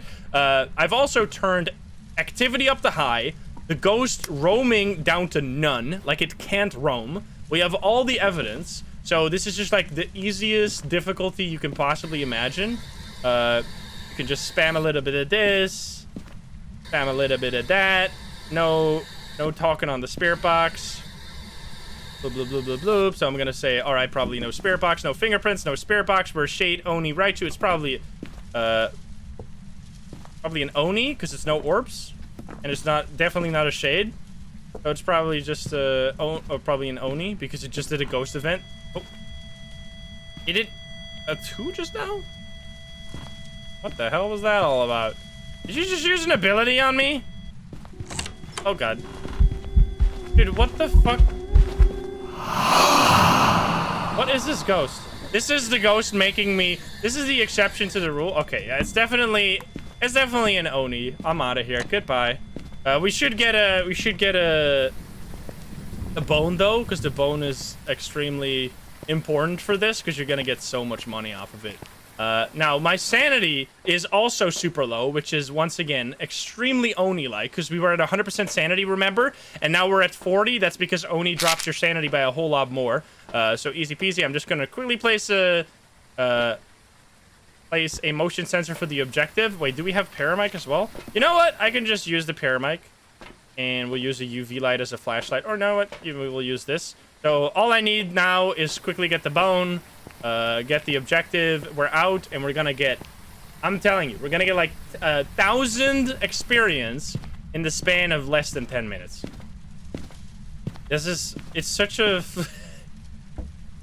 Because I've been playing a lot on Sunny Meadows and on like exact 15 times difficulty settings, but it's honestly really nice to like go the extra mile and turn down the roaming and the favorite room changes as well, because it really helps make the game that much easier. Because if you have high roaming, honestly, even though it gives you like a 0.5 bonus on top of your already existing multiplier, it honestly makes the game so much harder that it takes much longer to complete a contract, which will then in turn give you much less reward, etc., etc. Like it just snowballs into actually being worse for you than just going with a slightly lower difficulty modifier, but making it so much more easy.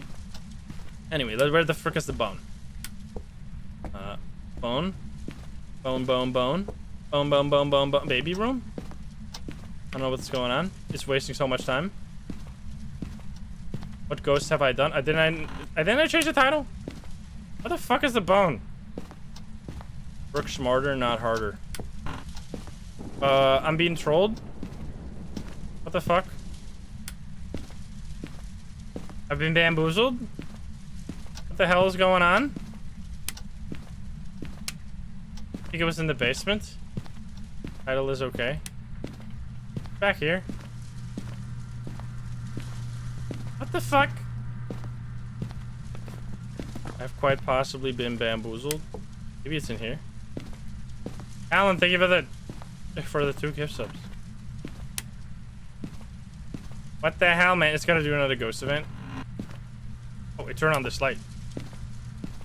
Okay, this is wasting time. What the heck? I genuinely don't know where it is. It's gotta be in the basement, right? Bonus here? Is it just an out of bounds boner? Is it like underneath the carpet? Oh my god, that bone! What the fuck is that? Alright, well, sometimes it can take a little longer to find the bone if it's gonna be like insanely stupid like that. That took like 3 minutes to find the bone, so the time is gonna be a little weird. Let's see if we can get some spirit box on the way out, or some pyramid on the way out. You don't need to finish all objectives. I'm just gonna go. Goodbye. We got 2 objectives. We got the bone. We most likely got the ghost correct. Now, you can stick around forever and make sure that the ghost is like 100% correct, but I'm fairly confident that this is an Oni. And we get the hell out of here. Now, how much money is that? Show me the money. Show me. There you go. So it was an Oni, luckily. And that is 863 in how much time? Only 6 minutes, which, remember, this was like 2 minutes finding the bone. So it really only took me 4 minutes of like doing anything, and I got 900 experience. It's crazy. This is it. So to make it even more brainless, I literally only go to Tanglewood. I just go to Tanglewood over and over and over again for like an hour long, and I get like 100 levels, and it's the easiest shit imaginable. It's so good.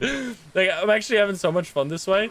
It's such a weird way to play that I wouldn't do on stream all that often, but if you, like me, actually like this game so much, you care about it enough to want to have a high level when they do the reset, I highly recommend just doing this. Because previously I did a bunch of strategies where I would do it on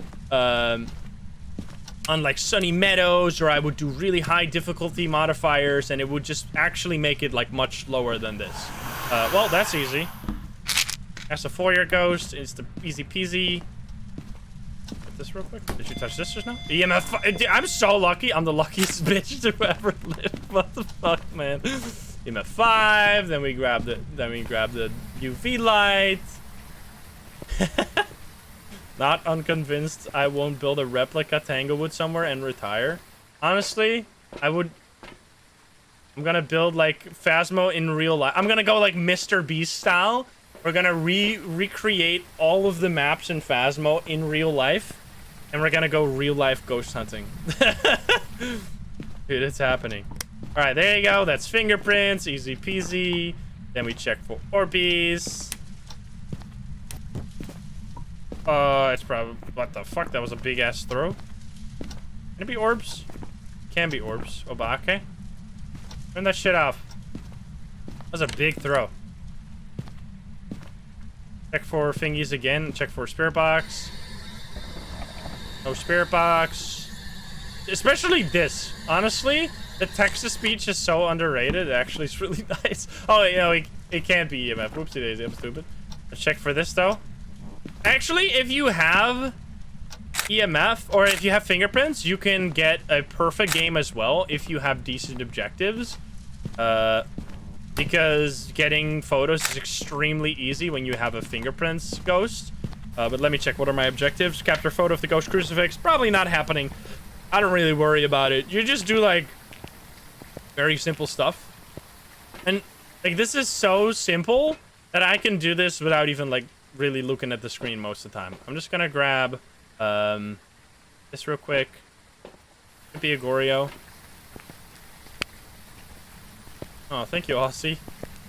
It's inside. Yeah, you can die. I've actually gotten hunted. It's so weird. I've gotten hunted so many times while playing this way because I was like zoned out so much. I was literally like standing in the ghost room doing nothing for way too long, but I have never died. I've gotten like 5 different hunts and I would just walk away, which remember, this is no hiding spots, no grace period, 150% speed. I would just walk away and I would just live somehow. Like, I don't know. Maybe the ghosts are like, he's on his off hours. Let's go easy on him.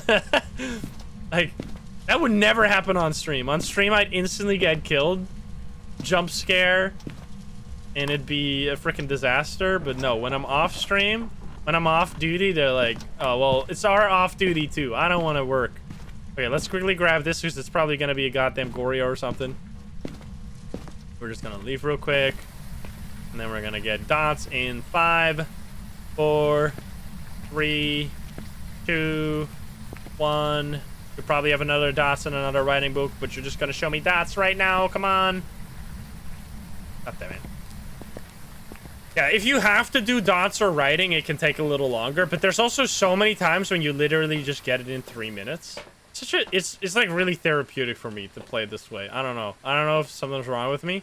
And remember, you have an additional pill that you can use just in case you get low sanity. You can just be like, I'm gonna use that last pill I have, and no more problem. Easy peasy. Alright, let me... Is this one? Now it's time. It's time, Ghost. Are you still here? I have enough to quickly use the mirror again, just to see if it changed Ghost Room and I can rule out Goryo. Right, I can't rule out Goryo. Unlucky, but alright. No finkies at all. Excuse me. There's not an obake though, because there's no orbs. So no bake.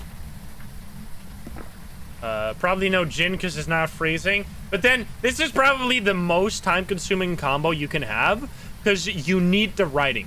Because the goryo and myling. Because goryo can hide its dots for a while, and myling can hide its writing for a while. But I honestly think the myling is more likely here than the goryo because the goryo would have already shown dots at this point. So what I'm just gonna leave this here. I'm gonna go get a candle real quick so we can find the bone, and I'm gonna place a crucifix just in case I'm gonna get low enough sanity. I'm not gonna get low enough sanity. Let's just grab this. Grab this. We might as well. Whatever. Fine. Can't you do a hunt? No, you don't want to do a hunt like this. It's really... That's the thing. We're getting such a high reward because the hunts are absolutely crazy. Like, the hunts are insanely high difficulty. So if you would get a hunt right now, you'd most definitely get freaking murdered immediately. I mean, sometimes I survived, as I said, but definitely don't recommend getting a hunt. Because there's no grace period at all. It's just instant attack. I think the main things that make this so nice is having the mirror, doing text-to-speech, and having all the evidence. And having 100% sanity as well on top of that, obviously. It's just getting rich while sleeping. Amazing. Alright, where the heck is this bone? Goddamn bone. I'm gonna write in the book. 2 piece. The bone you really should get, because it gives you so much. In terms of money. And it's only Tanglewood, right? That's why I play on Tanglewood. Oh, there we go. Hi there. Gonna take a quick pick of that, and I'm out of here. Oh. What? Was he in there? Were you fucking me? That was my ghost photo, you garbage truck. You were so rude. Alright, whatever. It didn't do any writing yet, which doesn't really have to mean anything, but it's just annoying. The ghosts are fighting back against my easy money. They're like, not on my watch.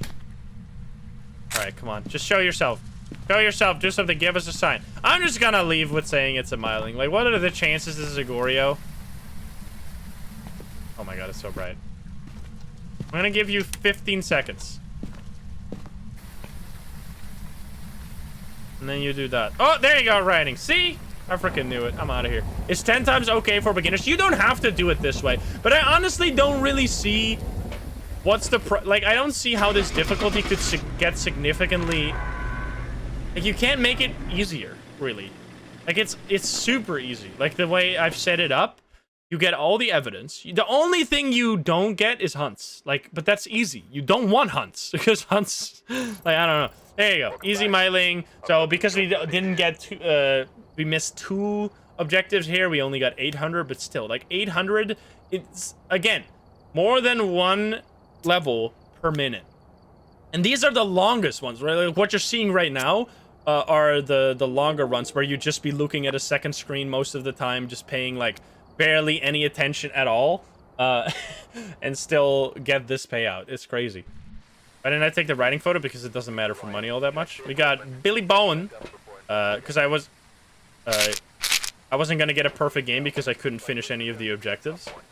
And the photos aren't important because they don't get multiplied by the difficulty. So even if you're playing on the highest difficulty possible, taking photos gives you as much as playing on amateur mode. So there's really no problem, no point. All right, where are the ghosts? I see boner already. That's nice. All right, garage, perfect. Oh, you turn off the breaker instantly? I saw a bone right here, I think. I'm stupid, I guess. All right, well, never mind then. Okay, well, it's not a jinn if that ever comes to... EMF. Is it still there? Guess I can take a photo. Does that work? Yeah, okay. I'm gonna leave this EMF on top of there. Oh, wait, no, but it can't be a jinn. Anyway, let me grab some stuff. Did I walk on top of a bone right there? No. I swear I saw a boner right there, but I guess I'm just crazy. Do I have a more favorite horror game than Phasmophobia? I've actually been playing Dead Space off stream. This is a really fun game. I like Dead Space. I play such a wide variety of games. I can play Dead Space one time, then I can play Crusader Kings, then I can play Super Auto Pets. Like, it's just, I play whatever the fuck I want. Like, I play a large variety of games. You played OG Dead Space? Alright, anyway, do we get some, got some Orbeez? Orbeez, easy peasy. Aye. So it could be... No, it can't be Mimic. Well, it could be. Is there a Spirit Box or Spirits potentially? Right, I'm gonna just leave real quick because we got stuff to do. It's the die. Yeah, he does not like me. I don't blame him though. We're playing CK2 right now. I don't know why people... Why do you still play CK2 if CK3 is out? I played 800 hours of CK2 and I still like CK3 more. I mean, maybe that's why I like it more, because I've already played the other one so much. I'm kind of done with it. What's CK? It's a strategy game. It's like Europa Universalis 4, if you've ever played that. Which, if you like strategy games and you've never played any of the Paradox games, I don't even know how you could call yourself a strategy gamer. Those are some of the best games out there. They have way too much DLC, but they're extremely good. Alright, here you go. I can't place it on the car? Are you kidding me? Oh. Ooh, break the lights, huh? Got a ghost photo? Was that an objective? Was that an objective? That's why you always gotta do it. You always gotta try and take the ghost photo if you can. Okay, now this is kind of annoying, because you haven't touched the door yet. I'm clearly gonna get a candle and a motion sensor, because we're gonna get all the objectives here. Easy peasy.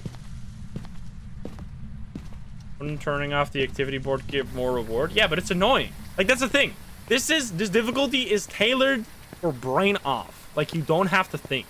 It's tailored into such a way that you can use as many things as possible to figure out the ghost as fast as possible, while oh, I got motion sensor. Just need a candle and then this, while not having a chance of dying at all. Like, it's just, it's so easy. Our crucifix is bugged. So what can happen with the crucifix sometimes is that it can start a hunt from somewhere and then walk like a little bit, which makes it seem like it hunted on top of the crucifix, even though it hunted technically from further away. It's really stupid how that works sometimes. Alrighty, Ghosty Pants. Did you turn off the breaker again? Did this ghost... Is a hantu an option? No. There's dots? Alright, thank you guys. Well, you guys making it even easier then. Alright. I'm gonna... get the... No, I'm gonna leave this here. Everyone says dots, I'm gonna believe you. I'm just gonna get the bone real quick, because we need that. Owner. I just looked away when the dots happened. It happens to the best of us.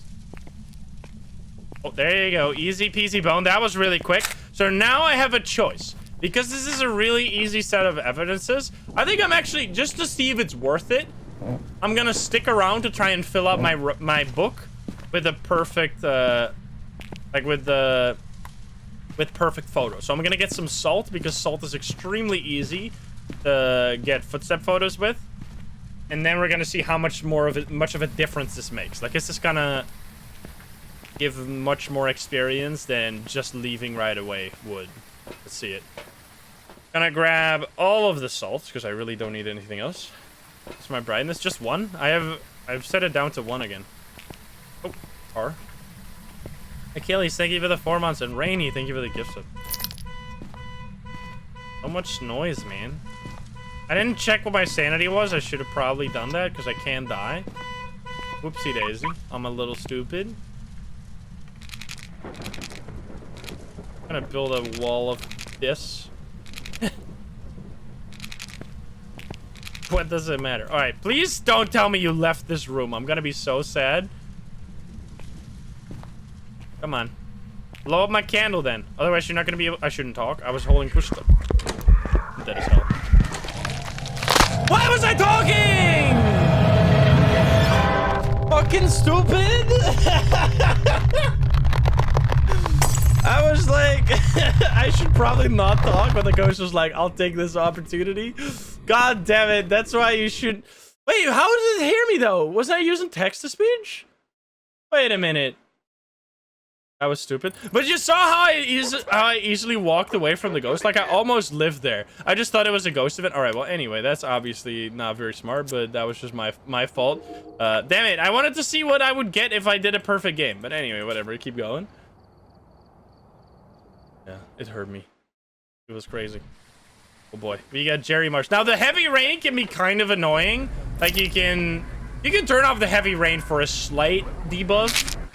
It doesn't really bother me, but it's like, if you mind the constant sound. But again, you can just play this mode. Like, if you play this way, you don't even really need a headset. Because it literally makes everything easy. You don't have to find the ghost room. You don't have to worry about the ghost ever changing ghost room. All you have to do is just look at the mirror, take a sanity pill, go to the ghost room, drop your items, look for... Oh, here, touch this. Now, it touched the door, so we grab a UV. We check for fingerprints. We check for spirit box. We check for orbs. It's just like, it's such a formulaic thing that I can do this on autopilot. Like, I genuinely don't think you could make an easier mode. Which is crazy because it's 14 times difficulty reward. So, like, something's wrong here. Which is why they're gonna change this, by the way. They're gonna change the difficulty multipliers, and maybe on the 8.1 patch, this is gonna be a lot less money. So that's why I recommend you do it now, because they're gonna change this really soon. Like, they're gonna make the custom difficulty rewards much lower. So there you go, we got fingerprints. Fingerprints, let's check for EMF. Take a photo. Unless it's, okay, thank you. Take that one. Turn off this.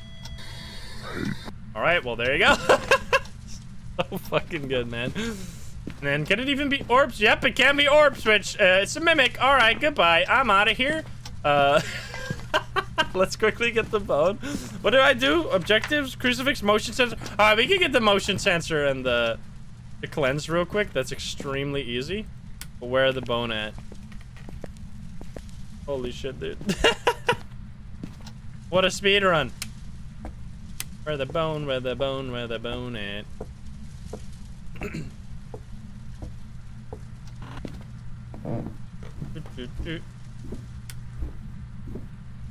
bone? That is the one thing that's kind of annoying. I wish you didn't have to do that for the max money. Hey, Cena, thank you for the 7 months. And Downright Sunlight, thank you for the 2 months. I mean, we're playing on the smallest map to reduce the burden of having to find the bone. But still, it's annoying. Hey, come on. What did I tell you? Give me boner.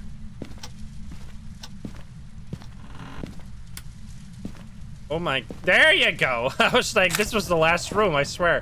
Okay, so that's easy peasy. We got the bone. Now all I do is just quickly do a motion sensor and the cleanse, and we're out of here. I'm not gonna wait for the crucifix. I mean, you can technically just use the mirror. Like, I could get a perfect game here, but there's one thing I learned is that perfect game doesn't really matter. It's not worth that much. It makes your reward a little higher, but it's too risky if you have hunting objectives. You don't want to do those. Nate, thank you for the 26 months, and Git Hux, thank you for the 2 months. Thank you, guys. And is the reset happening? So the reset is going to be for the progression update, which we don't know exactly when that is, but it's definitely going to be longer than a month for sure. So you have quite a long time. However, what's equally important is, there we go, we did it, is that they are going to make the custom difficulty give less rewards. So that's why I'm grinding so much now, because it's gonna take twice as long. Like, it's like double XP weekend for a few weeks, and then it's over. So I highly recommend doing it now instead of waiting until they do 8.1. Like, it's genuinely double XP weekend right now. Just take advantage of it. It's so good. There you go. Easy peasy. The mimic instantly. So that was 888. Beautiful. 9 levels in 4 minutes. So that's why I can get 100 levels in 1 hour easily. Just playing this insanely simple difficulty. I haven't had enough. I'm going again. This is like addicting to me. I don't know what's wrong with me. I love grinding, especially if you can do like multitasking. You can watch some Netflix, even though, dude, have you guys seen the fucking Netflix policy change? Dude, they're so crazy. In Netflix brain, it's like, oh man, there's so many people account sharing. Let's do this insane policy that literally ruins the experience for everyone, even people that aren't account sharing. Oh, well, that was easy. And then they hope that they're gonna get like twice the signups somehow. Like, I don't understand. It's gonna be so funny when Netflix like loses subscribers instead of getting like 100 million new subscribers that they think. It's such a stupid thing. They lost you and your daughter. Yeah. Like, the dumbest thing. Like, if it was a functional policy, like, okay, I guess. But the worst part is, like, one of the biggest use cases for me used to be when I am on vacation, I have time. If I'm not on vacation, I don't have time. So a lot of the time, I would only watch Netflix if I was somewhere else, because then I have time. Like, otherwise I'm busy. So you can't do that anymore. You can't watch Netflix if you're like on vacation in a different place somewhere. It's so dumb. You can only do it for a week. You can only take a week vacation. Like, what the fuck? Oh, hi there. I wish wait, do I have ghost photo? No. Fuck me. Why my heartbeat? Stop it. Okay, this is probably the worst ghost room. We've been getting some, okay, these objectives are also fucked up. We've been getting some unlucky, set of circumstances, honestly. Heartbeat, but the door was closed. Yeah, it's broken. Garrett, thank you for the 24 months. That's why Hulu is better. Honestly, I don't know. I don't really use streaming services all that much. I mean, I still pay for them, but I don't use them.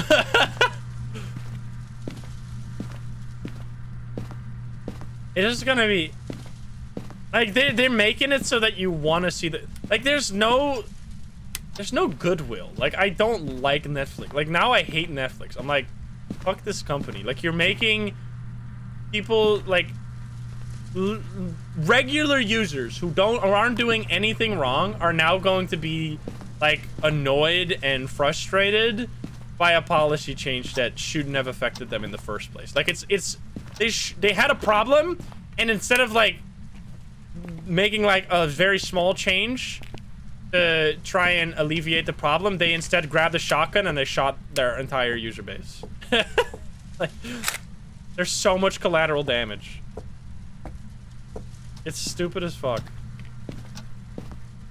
All right, are you here? I told you I was turning off my brain. I forgot what I'm doing right now. Hey, there's nothing going on. Is this like what is happening? There's no orbs.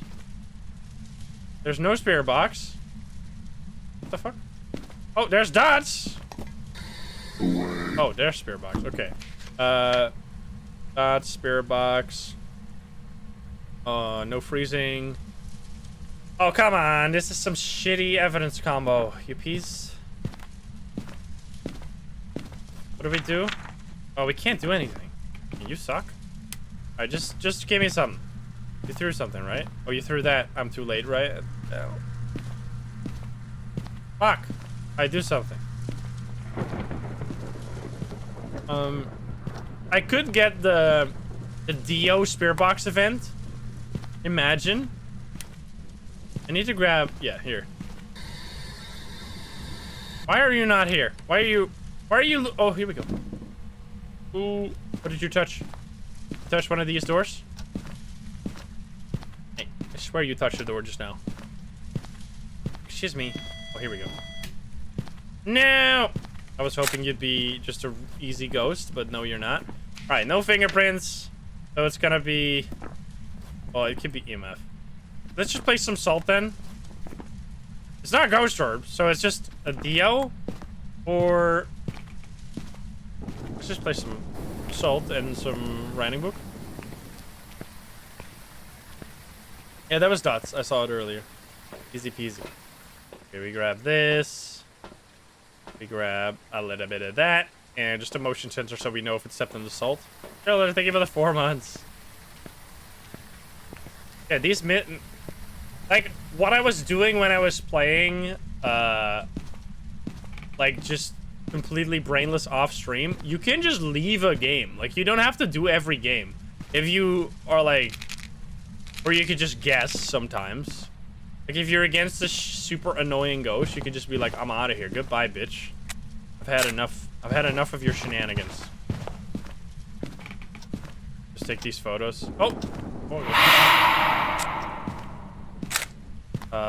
So it's not a wraith, which means that if it's probably just a Dio. Which means this is actually the only You know what? If it is a Dio, I'm doing this. I'm doing the. I'm doing the ghost object or the objectives real quick. Easy peasy. Grab me this. So yeah, you could do it on a big map. Like, I have difficulty settings for big maps, which give you huge bonuses. Like, if you're looking for massive rewards, you can go to Sunny Meadows with the difficulty that I set up for that. But the thing is, it actually takes like a lot of time, and it's a really like it's hurting to your brain, because you have to remember the ghost room off the board, you have to remember the bone, and you have to walk around so much. Like, it's really annoying to play on Sunny Meadows. Even like, just because walking around is so slow. Alright, here we go. I hope I don't die.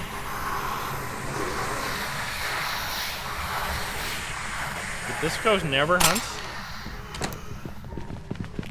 There you go. It's a Dio. Easy peasy. Repel it. Oh god. This is... You usually wouldn't get a hunt unless you think it's a Dio. So there you go. Easy peasy. Gonna get a little closer. A little closer to the exit. Alright, ghost. Now, it's almost gonna stop hunting probably, so I'm already gonna slowly make my way to the exit. Making my way downtown. Walking fast. Wait, what if I keep it on the salt? Oh god. Just the dots? Oh, stupid. This is why I have a smudge, by the way. Oh. Did I get all the photos, by the way? Oh, I missed 2 photos. No! Step in the salt. Fuck. What have I done? Oh, no. I think I can take a salt photo. One of these. Okay, but now I can't take the other one. Just step in the last salt. God damn it. Wait, I didn't take the mirror photo. Hey. Wait, did I? I didn't, right? Bye. All right, I need to leave now. I could die here, which, I mean, at that point, I just deserve it. Don't you dare. Don't you dare. There you go. I'm out of here. Goodbye. Did they break the... Wait a minute. Did they break the heavy rain again? How did that happen? All right, I'm out. Goodbye. Did all the objectives. So this is going to be a perfect game. Wait, I think so. Yes, let's go. Let's see how much. Bye-bye, Ghosty. Which, that was... So compared to a normal game, which was around 8... Okay, that is a significant increase, so you do get a big bonus if you get a perfect game. But still, like, speed is of the essence. But if you can do that, which that is only 8 minutes. 8 minutes for, like, almost 14 levels. That's crazy. All right, I'm doing one more. One more to pop it off. Final run. Holy shit. This is where it's at, baby. Oh yeah, you also get daily objectives sometimes. Crucifix, escape the ghost, and candle. We'll see how it goes. Boom, boom, boom. And in we go. I'm taking the EMF because the EMF is actually like a really hard evidence to get. Should probably put in the writing book early too.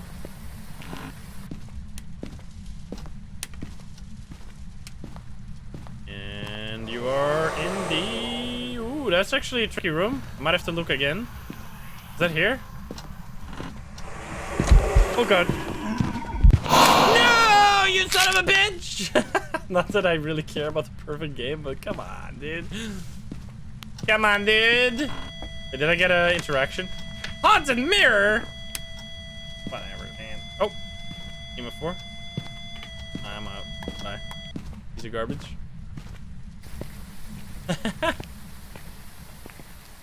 Yeah, if you play on Sunny Meadows, you can get up to 2600, which is really good, but again, it takes a long time. And it might be better technically. So I have made so many grinding videos lately. Like if you wanna, there's several different ways. You could do small maps with a pretty high reward. You could do Sunny Meadows with a really easy difficulty.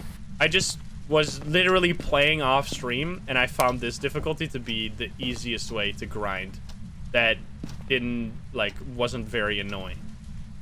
Because there's just something so frustrating about walking back and forth in Sunny Meadows so much. It just doesn't feel right. Feels really boring. What the hell, man? Can you throw something in here? There you go. Well, guess we're grabbing some more. This is bad, though, because now we're at low sanity. Like, we don't have another pill, so we can't use the mirror again. But it shouldn't be able to change its ghost room, right? Because I set that to none. Oh, we should be fine.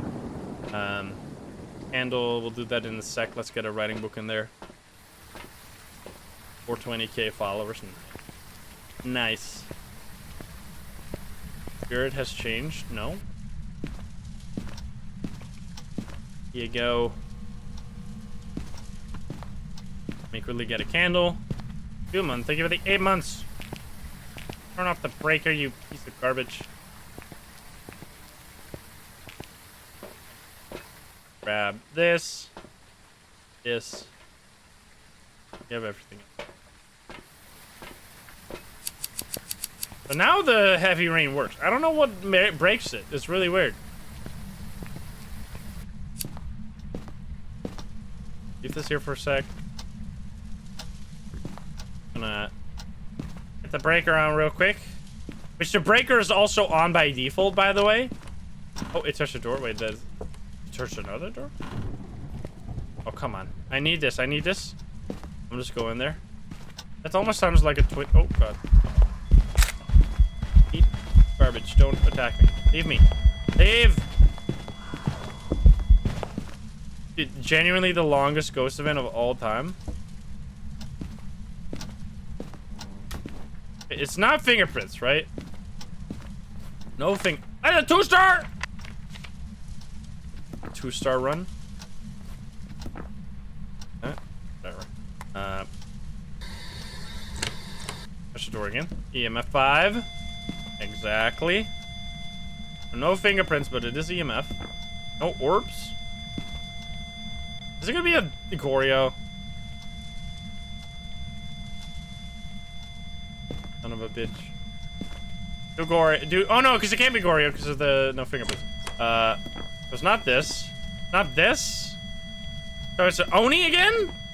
Oh, wait a minute. Wait a minute. Uh-oh. Uh-oh. Uh-oh. Uh-oh. It's Oni. It's Oni. Dude, this is so fucked up. Why am I getting the ghost that can actually kill me? You suck.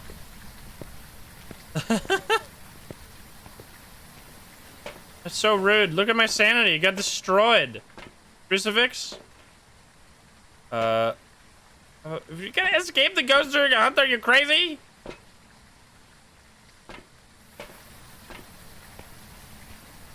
Yeah, thank you, mods, always. Can I show the custom difficulty settings? It will be in the YouTube description. Oh, there's dots. There you go. Oh, no. Wait, what does that mean? Is that freezing? Is it freezing in here?